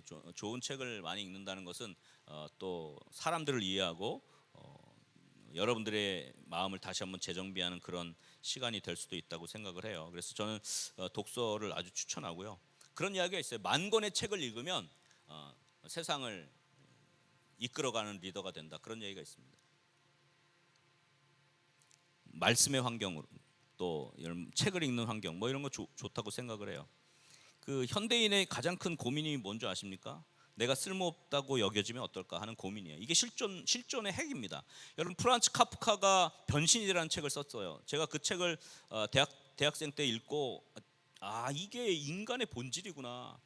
그 프란츠 카프카의 변신 얘기는 아주 간단하죠. 그 그레고르라고 하는 그 청년은 가정의 생계를 꾸려가야 되는 그런 가장입니다. 아버지가 실직을 했고 또 어머니가 있고 여동생이 있어요. 그래서 자기는 그 판매원을 해가지고 열심히 뼈 빠지게 일을 해서 쉬지 않고 일을 해서 가정을 먹여 살려야 돼요. 근데 어느 날 아침에 일어나 보니까 자기가 한 마리의 흉측한 벌레로 변신돼 있던 거예요. 한 마리 벌레가 됐어요. 가족들이 놀라 자빠집니다. 물론 처음에 여동생이 좀 먹을 것도 넣어주고 했는데 결국은 돈을 못 벌어 오잖아요. 그러니까 이 흉측한 벌레로 변한 이 그레고르가 내가 돈을 못 벌어오면 우리 가족들은 어떻게 먹어 살리지? 라는 걱정을 오히려 거꾸로 하는데 그렇지 않아요. 벌레가 되고 나니까 그레고르가 필요 없어진 거예요. 방에다 가둬버립니다. 그리고 숨겨놨던 돈을 가족들이 꺼내서 쓰기 시작하고 아버지는 은행에 수의로 취직해서 어떻게든지 생계를 꾸려가고 엄마도 삭바느질을 해서 잡화점에서 일을 하게 되고 또 동생도 판매원으로 나가서 일하면서 결국은 아무 일 없다는 듯이 살아요. 여지껏 자기가 지켜왔다고 생각하는데 자기가 필요 없는 존재, 벌레로 변해버리니까 필요 없는 존재가 돼. 결국은 그 돈을 더 얻기 위해서 그 집에 세를 주게 되고 세를 줬던 사람들이 안에 들어와 살다가 벌레로 변한 그레고르를 보게 되고 난리를 칩니다. 그래서 결국은 이 가족들이 결국은 그 그레고르가 열심히 돈을 벌어서 자기들 먹여 살릴 때 그레고르가 최고야 그레고르 이랬던 가족들이 저주하고 죽어버렸으면 좋겠다 그렇게 합니다. 그리고 결국은 방에 갇혀서 싸늘하게 죽어버리죠. 그러니까 그 가족들이 그때 비로소 모여서 이렇게 얘기해요. 자, 이제 하나님께 감사를 드리자. 여러분 이게 이 책의 결말이에요. 너무 무섭지 않습니까? 하나님께 감사를 드린대요. 자, 이게 인간의 실존의 본질이에요. 여러분이 쓸모없는 존재가 된다고 생각한 것 때문에 쉬지 못하고 달려가는 인생이 되는 거예요. 그러나 하나님은 그렇게, 그래서 제가 성경이 중요하다는 게, 말씀을 여러분이 하는 그때 우리 세상은 그렇게 우리를 쳐다봐요. 너는 쓸모없는 존재, 너가 한 게 뭐 있어, 너가 우리 기여하는 게 뭐 있어, 이런 이야기를 들을 수도 있죠. 그때마다 나는 정말 쓸모없는 존재인가, 내가 살아가야 될 환경과 방법이 뭘까. 근데 성경은 보면 그렇게 얘기하잖아요. 내가 너를 보배롭고 존귀하게 여겼다. 너는 내 눈에 존귀한 존재다라고 하나님이 그렇게 약속한 거야. 그래서 그런 말씀을 보면서 내가 사랑받는 존재이구나. 세상 사람들이 나를 보는 것과 다르게 하나님은 어떤 상황 속에서, 심지어 어떻게 보면 내가 한 마리의 흉측한 벌레로 변신되어서 세상 사람들이 올 때 너 가치 없는 존재, 쓸모없어라고 이야기를 한다 할지라도 하나님은 우리를 사랑하신다는 거, 그걸 말씀을 통해 얻게 되는 거거든요. 그래서 저는 하나님의 말씀이 너무 중요하다고 생각해요. 여러분들의 삶을 이겨낼 수 있는 비결은 사람의 말도 아니고 바로 하나님의 임재, 하나님의 인도하심임을 믿으시기 바랍니다. 그래서 제가 강조하는 것은 하나님과의 만남, 즉 하나님과의 말씀과 동행하는 것 첫 번째고, 두 번째는 끊임없이 여러분 제단을 쌓으십시오. 끊임없이. 우리가 미래를 염려하고 걱정하고 낙심할 일 때문에, 실망스러운 일 때문에 여러분들이 때로는 하나님을 만난 일을 게을리할 때가 옵니다. 왜? 그 시간에 더 내가 해야 되니까, 그 시간에 내가 더 뭔가 나 인정받을 만한 걸 해야 되니까. 근데 여러분 그걸 그치는 훈련이 필요해요. 아브라함처럼 지금은 이게 내 땅이 아니에요, 내 소유가 아니고, 하지만 언젠가는 밟은 땅을 주님께서 축복의 땅으로 소유하게 하실 줄 믿으시기 바랍니다. 그래서 여러분 정말 이 모임, 이런 모임들, 이렇게 재단을 쌓을 수 있는 모임들을 많이 만들어갈 수 있기를 주의 이름으로 간절히 축원합니다. 그래서 기회의 땅, 그 여러분이 밟은 땅, 여러분이 재단을 쌓은 곳곳마다 하나님께서 역사하시고 그것을 언젠가는 여러분에게 허락하시는 그런 축복으로 주실 줄 믿습니다. 우리 두나미스 청년 형제 자매들, 지금 여러분이 서 있는 곳이 실망스러울 수도 있어요. 이거 내게 될 수 있을까? 또 낙심할 문제들로 가득 찰 수도 있습니다. 그러나 여러분 하나님과 재단, 하나님께 나와 재단을 쌓고 여러분 계속해서 끊임없이 현재 내가 해야 될 하나님과의 만남을 그 다음 땅으로 꾸준하게 여러분 신앙의 발걸음을 계속 해나갈 수 있는 그런 축복의 사람이 될 수 있기를 주의 이름으로 간절히 축원합니다. 자, 옆 사람을 이렇게 한번 축복합시다. 부지런히 재단을 쌓읍시다. 현재 집중하며 계속 전진합시다. 할렐루야. 자, 이제 마지막 한 가지 좀 살펴보고 이제 좀 정리를 하려고 합니다. 아브라함이 미래의 여정을 불안한 여정 가운데서도 끝까지 그 여정에 성공할 수 있던 세 번째 이야기를 좀 하려고 해요. 아까 말한 대로 어저께 제가 얘기했죠. 갈대아 우르에서 하란까지 왔습니다. 하란까지 1100km 정도 돼요. 긴 거리를 데라와 또 아내 사라와 그 다음에 우상 숭배를 거부하고 죽었던 하란의 아들 롯과 함께 긴 여정에 하란까지 동행을 합니다. 그런데 그 긴 여정에 둘째 형제였던 나홀은 동행하지 않고 그대로 갈대아 우르에 남게 되죠. 자, 하란에서 이제 가나안 땅으로 갈 때 800km의 여정, 제가 오늘 얘기했죠. 800km의 여정을 갈 때는 아버지 데라는 동행하지 않았어요. 그리고 가나안으로 가는데 함께한 사람들이 있었습니다. 오늘 본문 4절, 5절 우리 자막 한번 좀 띄워주시겠습니까? 4절, 5절. 이에 아브라함이 여호와의 말씀을 따라 갔고, 아까 얘기했죠. 그 다음에 중요한 거, 여기 같이 간 사람들이 있는데 롯도 그와 함께 갔어요. 야, 롯이 그러니까 할아버지죠. 데라랑 함께 그 하란에 남지 않고 어떻게 한 거예요? 그 황량한 광야를 아브라함과 함께 같이 간 거예요. 롯이 갔어요. 그리고 아브라함이 하란을 떠날 때 75세였는데 5절에 보니까 아브라함의 아내 사레, 조카 롯과 그 다음에 하란에서 모은 소유, 그 다음에 얻은 사람들이 있었어요.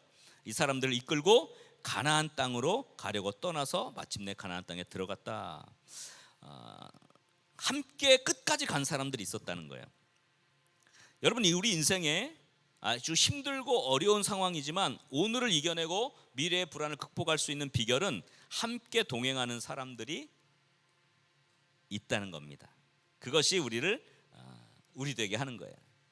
그래서 세 번째 제가 중요한 이제 마지막, 이건 적어도 좋습니다. 세 번째, 함께 동행하는 사람들을 만들어야 하는 것입니다. 요게 세 번째 현재 집중, 여러분들이 신경 써야 될 겁니다. 자, 따라합시다. 함께 동행하는 사람들을 만들어야 한다. 네, 함께 동행하는 사람들을 만드는 것이죠. 아브라함이 미래의 불안을 머릿속에서 쥐고 끝까지 믿음의 여정을 성공할 수 있던 세 번째 중요한 요인, 함께 동행하는 사람들이 있었던 겁니다. 함께 동행하는 사람들에서 중요한 첫 번째 기억할 것은 바로 이겁니다. 첫 번째, 지금 나와 함께 있는 사람들이 인생에서 가장 중요하고 진정한 가치다. 사람이 가치다. 나와 함께 있는 사람이 진짜 중요한 가치다. 이걸 깨닫는 거예요. 어떤 아이가 그 동물원에 갔어요. 근데 코끼리를 보게 됐습니다. 코끼리가 너무 멋있고 근사해 보였어요. 그래서 코끼리가 너무 좋았어요. 학교 끝나고 매일 동물원에 가서 코끼리랑 만나고, 코끼리도 아이가 좋아졌습니다. 서로 친밀해졌습니다. 그래서 코끼리가 너무 좋으니까 이 아이가 나 이 코끼리를 이제 내가 이 코끼리를 내가 소유해야 되겠어. 동물원에 두고는 안 되겠어. 그러다 보니까 자기가 살고 있는 집이 작아요. 코끼리를 키우기엔 내가 돈도 없어요. 그래서 열심히 공부해서 좋은 학교에 갔고 좋은 직장에 취직했고 큰 집을 마련했습니다. 그래서 코끼리를 데려오려고 하다가 보니까 어떻게 해요? 학교에 진학을 해야 되잖아요. 그래서 공부하느라 코끼리를 못 만났어요. 좋은 직장에 취직하려고 열심히 하다 보니까 코끼리를 만날 시간이 없었어요. 좋고 큰 집을 마련하느라고 시간을 다 허비해서 코끼리 만나지 못했어요. 나이가 들어서 다 마련해서 코끼리를 데려오려고 준비했는데 동물원에 갔더니 코끼리가 늙어서 죽었어요. 여러분, 이게 우리 인생입니다. 여러분, 코끼리가 좋으면 날마다 만나고 교감을 가져야 할 시간이 중요한데, 정작 코끼리를 소유하려는 미래에 매달려서 지금 코끼리와 함께할 시간을 잃어버리고 진학과 직장과 큰 집 마련에 인생을 쏟은 거예요. 뭐 때문에 한 거예요? 뭐 때문에 그런 좋은 직장에 가서 뭐 때문에 그런 큰 집을 마련하려고 했어요? 왜? 코끼리를 데려오고 싶었던 거죠. 근데 코끼리를 데려오지 못했어요. 만나지도 못했어요. 오히려 그것만 했지 진짜 내가 원했던 건 아무것도 얻지 못한 거예요. 우리 인생이 다 그렇다는 거예요. 콘서트장에서 좋은 음악을 함께 듣고 있으면서도 미래에 불안하고 걱정해가지고 현재를 누리지 못하는 사람들이 많아요. 그런 좋은 장소에서 가치 있는 사람을 왜 집중하지 못합니까? 왜 딴 생각하고 미래에 대한 걱정, 그래서 하면 같이 있는 사람과 툴툴대게 되고. 여기 이제 뭐 결혼을 앞두고 있는 우리 형제자매들도 있을 것인데 결혼해서 시간이 지나잖아요. 이게 아까 말했잖아요. 익숙해지면 망상이 떠오른. 그래가지고 집중하지 못하고 상대에게 집중하지 못하고 행복하게 보낼 수 있는 시간이 너무도 많은데 그걸 잃어버릴 때가 많아요. 왜? 미래를 걱정하느라고. 그래서 맨날 만나서 미래에 대한 걱정, 돈 걱정, 뭐 집을 더 마련하는 걱정, 이것 때문에 맨날 싸우고 앉아 있어요. 행복해야 될 가정이, 행복해야 될 부부가. 지금 맛있는 음식 하나 먹는 거, 그거에 집중해서 행복해지십시오. 여러분, 오늘 하루 여러분 만나는 사람 때문에 행복해지십시오. 그래서 그런 이야기가 있잖아요. 혼자서 브로콜리를 먹는 것보다 좋은 사람들과 함께 프렌치 프라이를 먹는 게 더 건강하다. 자, 브로콜리는 건강 음식이에요. 그죠? 건강하려고 브로콜리 먹는데 혼자서 막 고독하게 막 브로콜리를 먹어도 일찍 죽는데요. 고독한 사람. 근데 프렌치 프라이 뭐 몸에 안 좋잖아요. 이 정크푸드잖아요. 근데 이거를 정말 좋은 사람들과 함께 먹으면 그 사람이 오히려 더 건강하고 오래 산대요. 현재를 누리지 못한 인생은 미래에 대한 불안으로 불행하죠. 사랑하는 사람이 있으면 미래에 대한 걱정하지 말고 만남의 순간을 기대하고 만남으로 인해서 온 세상을 넘는 것처럼 그렇게 행복할 수 있어요. 사랑하는 사람과 같이 있을 때 시간이 너무 빨리 가요. 별로 한 것도 없는데 시간이 훌쩍 가잖아요. 그때는 걱정도 없고 오직 그대뿐이죠. 저는 6개월 동안 연애하고 결혼했습니다. 2011년 12월 11일 날 만나서 2012년 6월 11일 날 결혼했어요. 만나고 나서 그날부터 제가 이제 해외 출장을 가거나 아내가 출장을 간 그때 빼놓고는 매일 만났어요. 매일 6개월 동안 하루도 안 빼고. 제가 뭐 사역이 많으니까 뭐 밤 사역 끝나면 11시 막 12시 이렇게 사역 끝나거든요. 그럼 끝나도 그 밤에 가서 만나서 뭐 그 24시간 그 커피 하는 데 있어요. 뭐 타멘탐스라든지 이런 데가 있어요. 근데 가서 또 한 새벽 2시까지 차 마시면서 얘기하고 얼굴 보고 또 집에 들어가 가지고 한 2시간 자고 새벽 기도 일어나고. 와, 그렇게 6개월 하니까 죽을 것 같더라고요. 그래서 안 되겠다, 결혼을 해야겠다. 그래서 6개월 만에 결혼한 거예요. 근데 뭐 저 가난한 신학생이 뭐 집이 있어요, 뭐가 있어요, 돈이 있어요, 뭐가 있어요, 뭐 아무것도 없어요.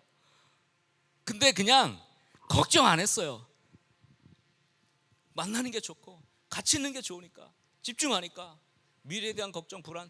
요즘 우리 여기 청년들도 이제 미래 걱정하고 이제 준비하고, 요즘 왜 이렇게 그 독신 결혼하면 안 돼, 결혼하지 말아야지, 이런 사람들이 많아요. 우리 크리스찬들은 대부분 그래도 결혼에 대한 그런 그 소망들을 갖고 있는데, 그 넌 크리스찬들은 결혼을 왜 해?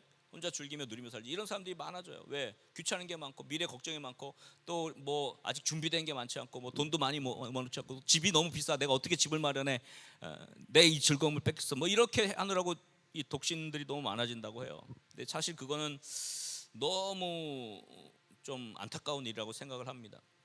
뭐 걱정이 많죠. 물론 뭐 집 마련하는 것도 어렵고. 근데 사실 그런 거 걱정하지 말고 나와 함께 있는 사람과 함께 있는 게 행복하잖아요. 여러분, 솔직히 말해서 제가 좀 솔직히 얘기해 볼게요. 그 돈이 없으니까 데이트를 천국에 가서 해야 돼요. 김밥 천국 막 이렇게. 돈이 좀 생기면 좋은 레스토랑에 가서 또 이렇게 먹을 수 있어요. 근데 제가 생각해 봤어요. 진짜 좋은 레스토랑에 가서 좋은 음식을 먹고 하는 것도 참 좋은데, 사람이 좋으면 가서 떡볶이 하나를 먹어도 저는 좋더라고요. 그렇지 않나요? 근데 우리는 너무 사람보다 환경, 사람보다 물질, 사람보다 뭐 어떤 조건, 이런 걸 너무 보는 것 같아요. 저는 우리 그리스도인들 같은 믿음으로 같이 미래를 바라보고 갈 수 있다면 저는 그게 최고의 가치가 아닐까 이렇게 생각하니까, 여러분들 너무 다른 데서 조건 좋은 사람 찾지 말고 믿음의 사람 옆에서 찾으세요. 자, 옆에 자매들끼리 앉아서 안 되겠다. 뒤를 돌아봐. 남자들도 있잖아요.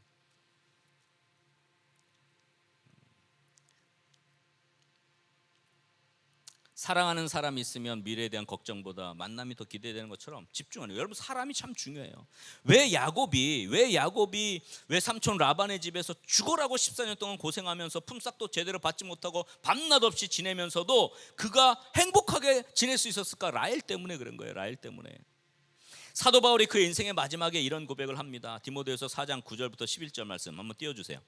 자, 너는 속히 내게로 오라, 그렇게 얘기하죠. 누구에게 얘기한 거예요? 디모데에게 얘기한 겁니다. 대만은 세상을 사랑하여 나를 버리고 데살로니가로 갔고, 그레스게는 갈라디아로, 디도는 달마디아로 갔고, 11절 누가만 나와 함께 있느니라. 내가 올 때, 디모데입니다. 내가 올 때 마가를 데리고 오라. 그가 나의 일에 유익하니라. 디모데에게 속히 오라고 합니다. 누가만 남아 있다고, 마가 좀 데려오라고. 그리고 떠나간 여러 사람들에 대해 얘기해요. 결국 인생의 마지막에 남는 건 사람이에요. 사람이 중요하다는 걸 깨달아야 돼. 지금 깨달아야 돼요. 나중에 여러분들이 미래의 문제를 가지고 막 그렇게 살다가 사람 다 잃어버려요. 아무런 의미가 없습니다. 그걸 잃어버린 채 인생을 살다 보면 내 인생이 마지막에 붙잡을 수 있는 게 아무것도 없다는 걸 깨달아요.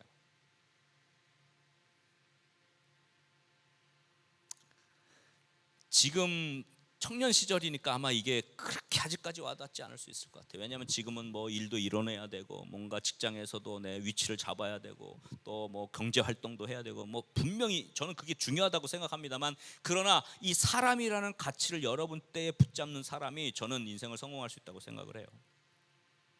그게 가장 큰 축복이죠. 그래서 아브라함에게 동행한 사례가 있고, 롯이 있었고, 함께 동행한 다메섹 엘리에셀 같은 사람이 있었죠. 아브라함에게 가장 큰 축복과 위로는 사람들입니다. 그래서 불안함이 있죠, 걱정이 있죠, 했지만 믿음의 여정을 성공할 수 있었던 거예요. 그래서 여러분, 혼자서는 넘어집니다. 혼자서는 쓰러집니다. 그래서 현재 함께하고 있는 가족들, 친구들이 있다는 것을 여러분 감사해야 돼요. 현재 함께 신앙생활하고 있는 여러분, 지금 옆에 앉아있는 이 형제 자매들, 영적 가족이 있다는 것을 여러분 감사해야 할 것입니다. 더 좋은 환경 좋죠, 더 좋은 집 좋죠, 더 좋은 뭔가를 해주려고 고생하고 일하고 하면서 정작 함께 하지 못하고, 함께 즐기지 못하고, 함께 나누지 못하다가 시간 다 허비해버리면 무슨 소용이 있겠습니까? 그래서 여러분, 현재라는 단어가 영어로 프레젠트잖아요. 프레젠트는 현재라는 뜻도 있지만 선물이라는 뜻도 있잖아요. 현재가 선물이잖아요. 오늘 내가 이 자리, 수련회의 자리, 함께 예배하는 자리, 함께 찬양하고 기도하는 자리, 함께 밥 먹고 교제하고 좀 깔깔거리고 웃을 수 있는 이 자리가 있다는 게 얼마나 감사합니까? 이게 행복이죠. 근데 이 시간에도 집중하지 못하고 딴 생각하고 걱정하는 사람도 있을지 모르겠지만, 여러분 불행한 거죠. 그러면서 왜 걱정하면서 오늘을 또 보내고 있습니까? 지금 이 시간이, 지금 하나님 앞에 나와 이 제단을 쌓고 있는 이 시간이, 이 사람들을 만나는 시간이 하나님이 주신 선물임을 기억할 수 있기를 주의 이름으로 간절히 축원합니다. 지금 나와 함께 동행하는 사람들이 하나님이 주신 선물임을 감사할 수 있기를 주의 이름으로 간절히 소원합니다. 그래서 오늘 거기에 집중하면 여러분들이 행복해질 수가 있어요. 옆 사람을 한번 보세요. 최고의 가치입니까? 이분들이 내가 널 만난 게 인생의 최고의 악연이야, 뭐 이렇게 하지 마시고 옆 사람과 인사하십시오. 당신을 만난 게, 너를 만난 게 내 인생의 최고의 가치야, 이렇게 한번 축복하세요. 너를 만나서 내 인생의 최고의 가치야. 너는 내 선물이야. 아유, 닭살 돋아라. 닭살 돋지만 이런 얘기 자꾸 해야 실력이 느는 거예요. 당신이 내 선물이야. 지금 내 선물이야. 그랬더니 생일 때 선물은 안 하고 내가 선물이야, 이런 사람도 있다고 하던데요. 어쨌거나 중요한 거 여러분 사람입니다. 지금 함께하고 있는 사람을 여러분 소중하게 여기십시오. 자, 그렇게 하기 위해서 두 번째 제가 이야기하고 좀 마치려고 합니다. 인생 가운데 함께 동행하는 사람들의 이 관계의 십자가를 여러분 만들어야 돼요. 관계의 십자가. 관계의 십자가. 십자가는 위, 아래, 양옆 이렇게 돼 있잖아요. 그래서 위, 아래. 위에는 영적인 부모가 있어야 되고요. 그 다음에 아래로는 영적인 자녀가 있어야 돼요. 십자가에서. 그 다음에 양쪽 옆에 영적인 친구가 있어야 되고, 그 다음에 영적인 동지. 이 네 개가 있어야 돼요. 그래서 영적인 부모와 영적인 자녀, 영적인 친구와 영적인 동지 나와 있죠. 네. 그렇게 이 네 구조가 십자가로 여러분 있어줘야, 요 사람들이 있을 때 여러분은 정말 성공적인 인생을 살 수가 있게 됩니다. 영적인 부모는 나를 위해서 계속해서 지원해주고 기도해줄 수 있는 사람을 말해요. 위로해줄 수 있는 사람을 말해요. 그래서 여러분의 GBS 순장일 수도 있고, 그죠? 또 우리 교육자일 수 있고 이렇게 되겠죠? 또 그럼 내 맨날 돌봄만 받아야 되냐? 그러면 성장하지 못해요. 내가 돌보고 관심을 가져야 될 영적 자녀가 나에게 반드시 있어야 됩니다. 그런 사람을 여러분이 만드셔야 돼요. 그리고 친구는 뭐냐? 친구는 어떤 상황에서도 지지해주고 곁을 지켜줄 수 있는 사람이 친구예요. 내가 실패해도, 내가 낙심해도, 또는 내가 뭐 잘못을 했다 할지라도 옆에서 떠나지 않고 곁을 지켜주고 위로해줄 수 있는 사람이 친구예요. 친구. 동지는 달라요. 동지는 일을 같이 할 수 있는 사람이에요. 같이 비전을 나누고 사명을 나누는 이런 사람이 영적 동지입니다. 그래서 이런 내 영적인 관계의 십자가, 영적 부모와 자녀, 동지와 친구와 동지, 이 네 구조가 여러분 삶에서 이런 사람이 있으면 여러분들은 정말 하나님이 주시는 축복 가운데 살아갈 수 있게 돼요. 사실 아브라함에게는 영적 부모가 없었어요. 아버지 데라가 하란에서 같이 떠나지 못했기 때문에 사실 아브라함은 하나님의 말씀을 쫓아갔다고 했기 때문에 부모가 바로 하나님 자신이었어요. 그래서 이런 경우가 있습니다. 하나님이 부모가 되어야 되는 경우가 있어요. 하나님 말씀 속에서 여러분은 하나님의 사랑과 은혜를 누릴 수가 있게 되죠. 그러나 실제로 나를 좀 돌봐주고 나를 위해 기도해 줄 수 있는 영적인 부모가 있다면 너무 더 좋을 것 같아요. 그래서 여러분이 교회 안에 들어와 있는 게 중요하고, 교회 안에 소그룹에 있는 게 중요한 게, 나를 위해 기도해 줄 수 있는 사람이 없으면 쓰러져요. 그래서 반드시 나를 위해 기도해 줄 수 있는, 또 나를 영적으로 후원해 줄 수 있는 사람이 필요합니다. 아브라함에게는 아래로 영적인 자녀인 롯이 있었어요. 아브라함은 당시에 자식이 없었기 때문에 일찍 하란이 죽었잖아요. 그 갈대아 우르에서 죽은 하란의 아들 롯을 데리고 자식처럼 여겼습니다. 마음이 대단했죠. 그래서 그 롯의 종들과 다툴 때 네가 좌하면 나는 우하고 네가 우하면 나는 좌한다. 그래서 롯에게 우선권을 주기도 했고, 롯이 또 그 소돔 지역에 살 때에 적군에게 잡혀갔을 때 318명의 용사를 끌고 롯을 구출해내기도 한, 뭐 굉장히 하여튼 어느 면에 있어서는 영적인 부모 노릇을 아브라함이 했었습니다. 또 옆으로는 영적 친구 역할은 사실은 사레가 했습니다. 왜냐하면 영적 친구는 언제나 내 편이 되는 사람이에요. 잘못했을 때 지적하고 하는 게 아니라 내 편이 되어주는 거죠. 늘 곁에서 힘을 주고 용기를 주는 사람이자. 사실 아브라함은 좀 치사했죠. 자기가 살기 위해서 아내를 아내라고 하지 않고 누이라고 속였어요. 그래가지고 애굽 왕 바로에게 들이밀었잖아요. 자기 살려고. 사실 치사하죠. 여러분 그러면 어떡할 거예요? 여러분 남자친구가 자기 살려고 나를 아주 그냥 사지로 밀어넣으면 아주 그 사람 손절이죠. 근데 사례는 그래도 아브라함을 존중했어요. 와, 참. 그래 아브라함이 아브라함 된 게 사례 때문에 된 거예요. 사실은. 저는 지금도 그렇게 생각을 해요. 아내 말을 잘 듣는 게 성공의 비결이다. 아브라함의 곁에서 늘 아브라함을 위로하고 격려해 주는 사람, 그 사람이 사례죠. 영적인 친구라고 할 수 있습니다. 그리고 다메섹 엘리에셀 같은 사람은 영적인 동지가 될 수 있습니다. 아브라함에게는 다메섹 사람 엘리에셀이 있어요. 본문에서 언급한 사레와 롯 말고 자세히 보면 5절에 보니까 하란에서 얻은 사람들을 이끌고 가나안 땅으로 갔다 이렇게 되어 있어요. 그러니까 얻은 사람들, 그 얻은 사람들 가운데 다메섹 사람 엘리에셀이 있어요. 아브라함이 무슨 일이든지 맡길 수 있는 사람, 심지어는 아직 이삭이 태어나기 전에는 이 다메섹 엘리에셀을 후계자로 삼을 정도로 생각한 사람이에요. 그래서 창세기 15장 2절에 이렇게 말씀하죠. 아브라함이 이르되 주 여호와여 무엇을 내게 주시려 하나이까 나는 자식이 없사니 나의 상속자는 이 다메섹 사람 엘리에셀이니라. 얼마나 충성되면, 얼마나 그 마음을 알았으면. 근데 사실 나중에 이삭이 태어나고 이삭의 아내 리브가를 데려오려고 하는 역할을 누가 하냐면 이 다메섹 사람 엘리에셀이 해요. 그래서 리브가를 데려다가 이삭과 결혼을 시키는 역할을 하죠. 동역자입니다. 동역자. 아브라함이 인생의 여정에 성공할 수 있었던 것은 이 관계의 십자가에 성공했기 때문에 그래요. 여러분 사도 바울 험난한 전도의 삶을 살았습니다. 늘 후원해 주던 영적 부모인 바나바가 있었기 때문에 사는 거예요. 사도 바울이 회심하고 나서 아무도 믿어주지 않았어요. 아라비아로 가서 3년 동안 광야에서 지냈습니다. 초대교회가 믿어주지 않았어요. 저 사람 교회를 핍박하고 사람 죽이던 건데 저 거짓말이야. 바나바가 가서 사도 바울을 데려다가 안디옥 교회에 세워서 안디옥 교회 일꾼으로 만들죠. 영적 부모 바나바가 있었고요. 그리고 디모데라는 영적 자녀가 있었어요, 사도 바울에게는. 그리고 목숨까지도 내놓을 정도로 지지했던 영적 친구인 브리스길라와 아굴라 부부가 있었고, 또 힘든 사역에 동역했던 신라라든지 누가 같은 이런 사람들이 있었기 때문에 사도 바울이 그 고독한 가운데서도 그 고통 가운데서 사명을 완수할 수 있었던 것입니다. 그 현대 선교의 아버지로 불리는 그 허드슨 테일러가 중국으로 파송돼서 사역할 때 너무意欲적으로 일하다가 어려움을 겪게 되었어요. 그래서 선교 본부에서 선교 프로젝트를 그만두던지 본부에서 탈퇴하라 이렇게 통보까지 받게 됐습니다. 엎친 데 덮친 격으로 영국에서 그 사랑하는 연인이 있었는데 영국에 두고 왔는데 중국에 선교 왔죠. 근데 그 연인에게 편지를 받습니다. 너무 모험적인 라이프 스타일을 가진 당신과 일생을 함께하기는 불안하다. 이 여인도 미래에 대한 불안 때문에 현지를 놓친 거죠. 그래서 이 여인이 이별 통보를 편지로 하게 됩니다. 그러니까 허드슨 테일러가 이 두 통의 편지, 선교 본부로부터 탈퇴하라, 그만둬라, 여인한테 헤어지자, 이러면 어떻게 됩니까? 내가 선교를 더 이상 할 수 없는 상황이 돼요. 인생도 포기하고 싶을 정도로 충격을 받았다고 회고록에 적기도 했습니다.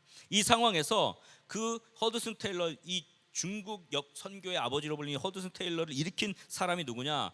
윌리엄 번즈라고 하는 스코틀랜드 출신의 선교사였어요. 이 절망한 허드슨 테일러를 격려하면서 중국을 같이 여행하자 권유했고 7개월 동안 중국을 여기저기 다니면서 충전하고 회복하도록 돕죠. 그 가운데 이 허드슨 테일러에게 이 윌리엄 버즈가 계속한 얘기가 뭐냐면 나는 자네를 믿네, 나는 자네를 따라가겠네, 이 말을 끊임없이 했다고 합니다. 그 허드슨 테일러의 회고록에 보면 이 윌리엄 번즈의 이 말이 없었다면 나는 선교 사역을 포기했을 것이고 자기는 없었을 것이다, 이렇게 이야기합니다. 한번 우리 옆에 분들 이렇게 한번 축복합시다. 나는 자네를 믿네. 자네가 아니라 나는 너를 믿어. 자, 한번 해보세요. 이 말을 해줄 수 있는 한 사람이 필요해요. 여러분, 회복 탄력성이라는 말 들어보셨죠? 원래 복원력을 뜻하는 물리학 용어인데요. 어떤 물약에서 하중이 이렇게 가해져서 물질이 변형되잖아요. 그럼 이게 다시 원래 모양으로 돌아가려는 힘이 회복 탄력성이라고 합니다. 근데 이걸 이제 심리학에서 가져와서 굉장한 고통을 겪은, 즉 예를 들면 전쟁에서 죽음을 목격했다거나 또 어떤 파괴적인 행위를 한 어떤 그런 군인들, 이런 사람 퇴역한 후에 트라우마로 고생하고 회복하지 못하는 사람이 있어요. 근데 똑같은 경험을 했어도 회복이 빠른 사람과 회복하지 못한 사람인데 회복이 빠른 사람을 회복 탄력성이 좋다 그러는 거예요. 근데 이렇게 회복이 빠른 사람들의 특성, 이 마음의 회복 탄력성을 높이는데 가장 좋은 방법이 뭐냐면 타인과의 지속적이고 폭넓은 교류, 혹은 같은 처지에 있는 사람과의 교류래요. 그래서 베트남에서 포로로 잡혀서 그 트라우마에 시달린 병사들이 있어요. 근데 베트남에서 포로 잡혀 너무 고문을 당하고 고통당해서 회복이 안 된 사람들이 너무 많대요, 정신병으로. 그런데 빨리 회복하고 정상인으로 간 사람들이 있는데 그 사람들의 특징이 뭐냐면요, 그 사람들은 감옥에 갇혀 있을 때 이 탭코드라고 알죠? 탭코드 뭐예요? 벽을 두드려서 그래서 옆에 있는 사람과 소통했던 사람은 완전히 건강해졌대요. 그러니까 이게 사람과 교류가 있으면 어떤 악조건에서도 이 사람이 회복 탄력성이 높아진다는 거예요. 마찬가지입니다. 영적으로도 낙심하지 않고 절망하지 않고 포기하지 않고 다시 일어서려면, 이런 영적 회복 탄력성이 있으려면 관계가 있어야 돼요. 좋은 사람과의 관계, 교류가 있어야 돼요. 이 관계에 십자가가 있을 때 영적 회복 탄력성을 가지게 되는 거예요. 허드슨 테일러에게 윌리엄 번즈가 있었고, 사도 바울에게 바나바가 있었고, 디모데가 있었고, 브리스길라와 아굴라가 있었고, 신라와 누가가 있었죠. 아브라함에게는 함께 동행했던 롯이 있었고, 사레가 있었고, 그리고 다메섹 엘리에셀 같은 그런 사람들이 있었습니다. 여러분, 오늘 여러분이 만나는 사람들을 소중히 여기고 그 만남을 만들어가세요. 그래서 여러분, 제가 부탁드릴 수 있는 것은 뭐냐면 여러분의 영적 부모를 반드시 만드세요. 나를 위해 기도해 줄 수 있는 사람이 있으면 제일 좋습니다. 그리고 나를 위해서 후원해 줄 수 있는 사람 꼭 만드십시오. 이 리스트를 적어보시고 또 그런 분들을 만나서 함께 교제하세요. 그리고 거기에 많은 시간을 투자하셔도 저는 좋다고 생각합니다. 그리고 여러분이 또 기도해 줄 수 있는 영적 자녀들, 내가 돌볼 수 있는 사람이 꼭 있어야 내가 성장을 해요. 그리고 여러분 영적인 친구, 그리고 영적인 동지, 한번 리스트를 한번 작성해 보세요. 만약에 그게 채워지지 않다 그러면 그런 사람을 만들기 위해서 나도 노력을 해야 되고 그렇게 만남을 가져야 되고 함께 그런 내가 친구가 되어주고 내가 동지가 되어주는 같이 일할 수 있는 동지, 함께 곁에서 위로해 줄 수 있는 적적할 때 언제든지 함께 만나서 이야기하고 마음을 풀 수 있는 다윗에게 요나단 같은 그런 사람을 여러분 만드는 것. 여러분 이 사람을 만들어가는데 여러분이 좀 현재 집중하면요 여러분의 미래가 희한하게 열려지게 되는 것을 보게 될 겁니다. 그래서 여러분 엉뚱한데 미래의 뭐 어떤 고민 때문에 그거에 시간 투자하면서 사람 잃어버리지 마세요. 그걸 이룬다 설정한들 나중에 외롭습니다. 전혀 의미가 없는 거예요. 지금 사람을 만들어가면 그 사람들과 함께 그 약속의 땅까지 가는 그 여정, 황량한 사막을 건너고 내일 하루가 어떻게 될지, 물이 있을지 초장이 있을지 모르는 그 길을 걸어가면서도 하나님의 말씀과 동행하고 또 하나님께 제단을 쌓는 일을 통해서 여러분 모든 받았던 스트레스들을 좀 정리하고 뇌를 비우고 그리고 그 사람들과 함께 동행해서 여러분이 인생의 아름다운 여정을 성공적으로 걸어갈 수 있기를 주의 이름으로 간절히 축원합니다. 한번 우리 옆 사람을 이렇게 한번 다시 축복합시다. 관계의 십자가를 만듭시다. 자, 이제 말씀을 좀 정리하고 기도하는 시간 갖겠습니다. 우리 찬양단원들 앞으로 좀 나오시면 좋겠고요. 어제 첫 번째 시간 과거를 정리하기에 있어서 오늘은 현재를 집중하기에 대해서 좀 말씀을 나눴습니다. 현재 여러분에게 주어진 상황, 미래의 불안함 때문에 현재를 누리지 못하고 현재에 집중해야 될 것을 놓치고 살아가지 않도록 세 가지. 첫 번째, 하나님 말씀과 동행하기. 매일의 삶 속에서 여러분 하나님 말씀과 동행하는 현재에 집중할 수 있기를 주의 이름으로 간절히 축원합니다. 그 다음에 두 번째로 끊임없이 제단을 쌓으십시오. 현실에 낙심해서 주저앉지 말고 끊임없이 제단을 쌓는 이 예배와 기도의 자리를 찾는 현재를 집중할 때 하나님께서 여러분의 삶 속에 많은 불안, 많은 고민들을 하나님께서 해결해 주시라고 저는 믿습니다. 그리고 함께 동행하는 사람을 만드는데 여러분 집중하십시오. 여러분 지금 현재 미래의 걱정 때문에 곁에 있는 사람들을 소홀히 하거나 곁에 있는 사람들을 만들어가지 못하면 사실 여러분에겐 미래가 없는 것과 같아요. 곁에서 동행하는 사람들과 함께하는 현재를 집중할 수 있기를 주의 이름으로 간절히 축원합니다. 제가 먼저 좀 여러분 축복기도 하고 우리 찬양하고 합심기도 할 텐데요. 한번 옆에 계신 분들 손을 좀 잡아 보시면 좋겠어요. 한번 손을 좀 잡읍시다. 네, 우리 잔잔하게 반주해 주시고요. 제가 이 시간 축복하겠습니다. 아버지 하나님, 주님과 함께 동행하는 삶이 되게 하여 주옵소서. 미래의 수많은 계획들 또 아직 이루어지지도 않은 채 어떻게 될까 불안하여 걱정하는 그런 마음들 때문에 오늘 하루하루가 불편하고 불안하며 고통스러우며 하루하루가 행복하지 않은 그런 나날들을 보내고 있음을 봅니다. 그러나 오늘 말씀을 통해서 아브라함이 어떻게 그 여정을 힘있게 걸어갔는지, 어떻게 현재를 은혜로 행복하게 살아갔는지 말씀으로 배웠사오니 오늘도 우리가 실천하게 하여 주옵소서. 매일매일 하나님 말씀과 동행하는 현재를 집중하며 살아가게 하여 주옵소서. 그래서 그 하나님의 말씀 때문에 오늘도 힘을 얻고 그 말씀을 묵상함으로 하나님의 마음을 알고 하나님 주신 지혜로 살아가며 하나님의 역사하심을 경험할 수 있게 하여 주옵소서. 많은 미래의 고민들이 있습니다. 걱정이 있습니다. 그것 때문에 쉬지 못하고 계속해서 일에 시달린 채 인정받으려고 하고 그것을 통해서 나 자신의 가치를 찾으려고 했던 우리들의 모습이 아니었습니까? 이제 그것들을 내려놓고 쉼을 가지고 포즈를 가지고 하나님께 제단 쌓는 일을 계속해서 집중해 갈 수 있도록 하나님 은혜를 베풀어 주옵소서. 지금 손을 잡았습니다. 우리 옆에 있는 동행하는 사람들, 나의 최고의 영적 부모이자 영적 자녀이자 영적 친구와 동지들이 되게 하여 주옵소서. 나와 함께한 이 사람들, 정말 하나님 사랑하는 사람들, 이들의 만남을 통해서 우리 모든 삶의 고민들, 고통들, 불안들 내려놓고 정말 주님과 함께 동행하는 그 삶을 살 수 있도록 하나님 이 만남의 축복을 허락하여 주옵소서. 우리 두나미스 청년의 형제들, 자매들 삶 속에 이런 좋은 만남, 관계의 십자가를 허락해 주셔서 정말 현재 살아가는 삶이 때로는 고단하고 힘들고 걱정되고 불안에 휩싸여 있을지만 그러나 이 사람들 때문에 일어설 수 있고 다시 세워질 수 있고 다시 하나님의 은혜 안에 설 수 있는 모두가 될 수 있도록 축복하여 주옵소서. 우리 구주 예수 그리스도의 이름으로 축복하며 기도하옵나이다. 아멘.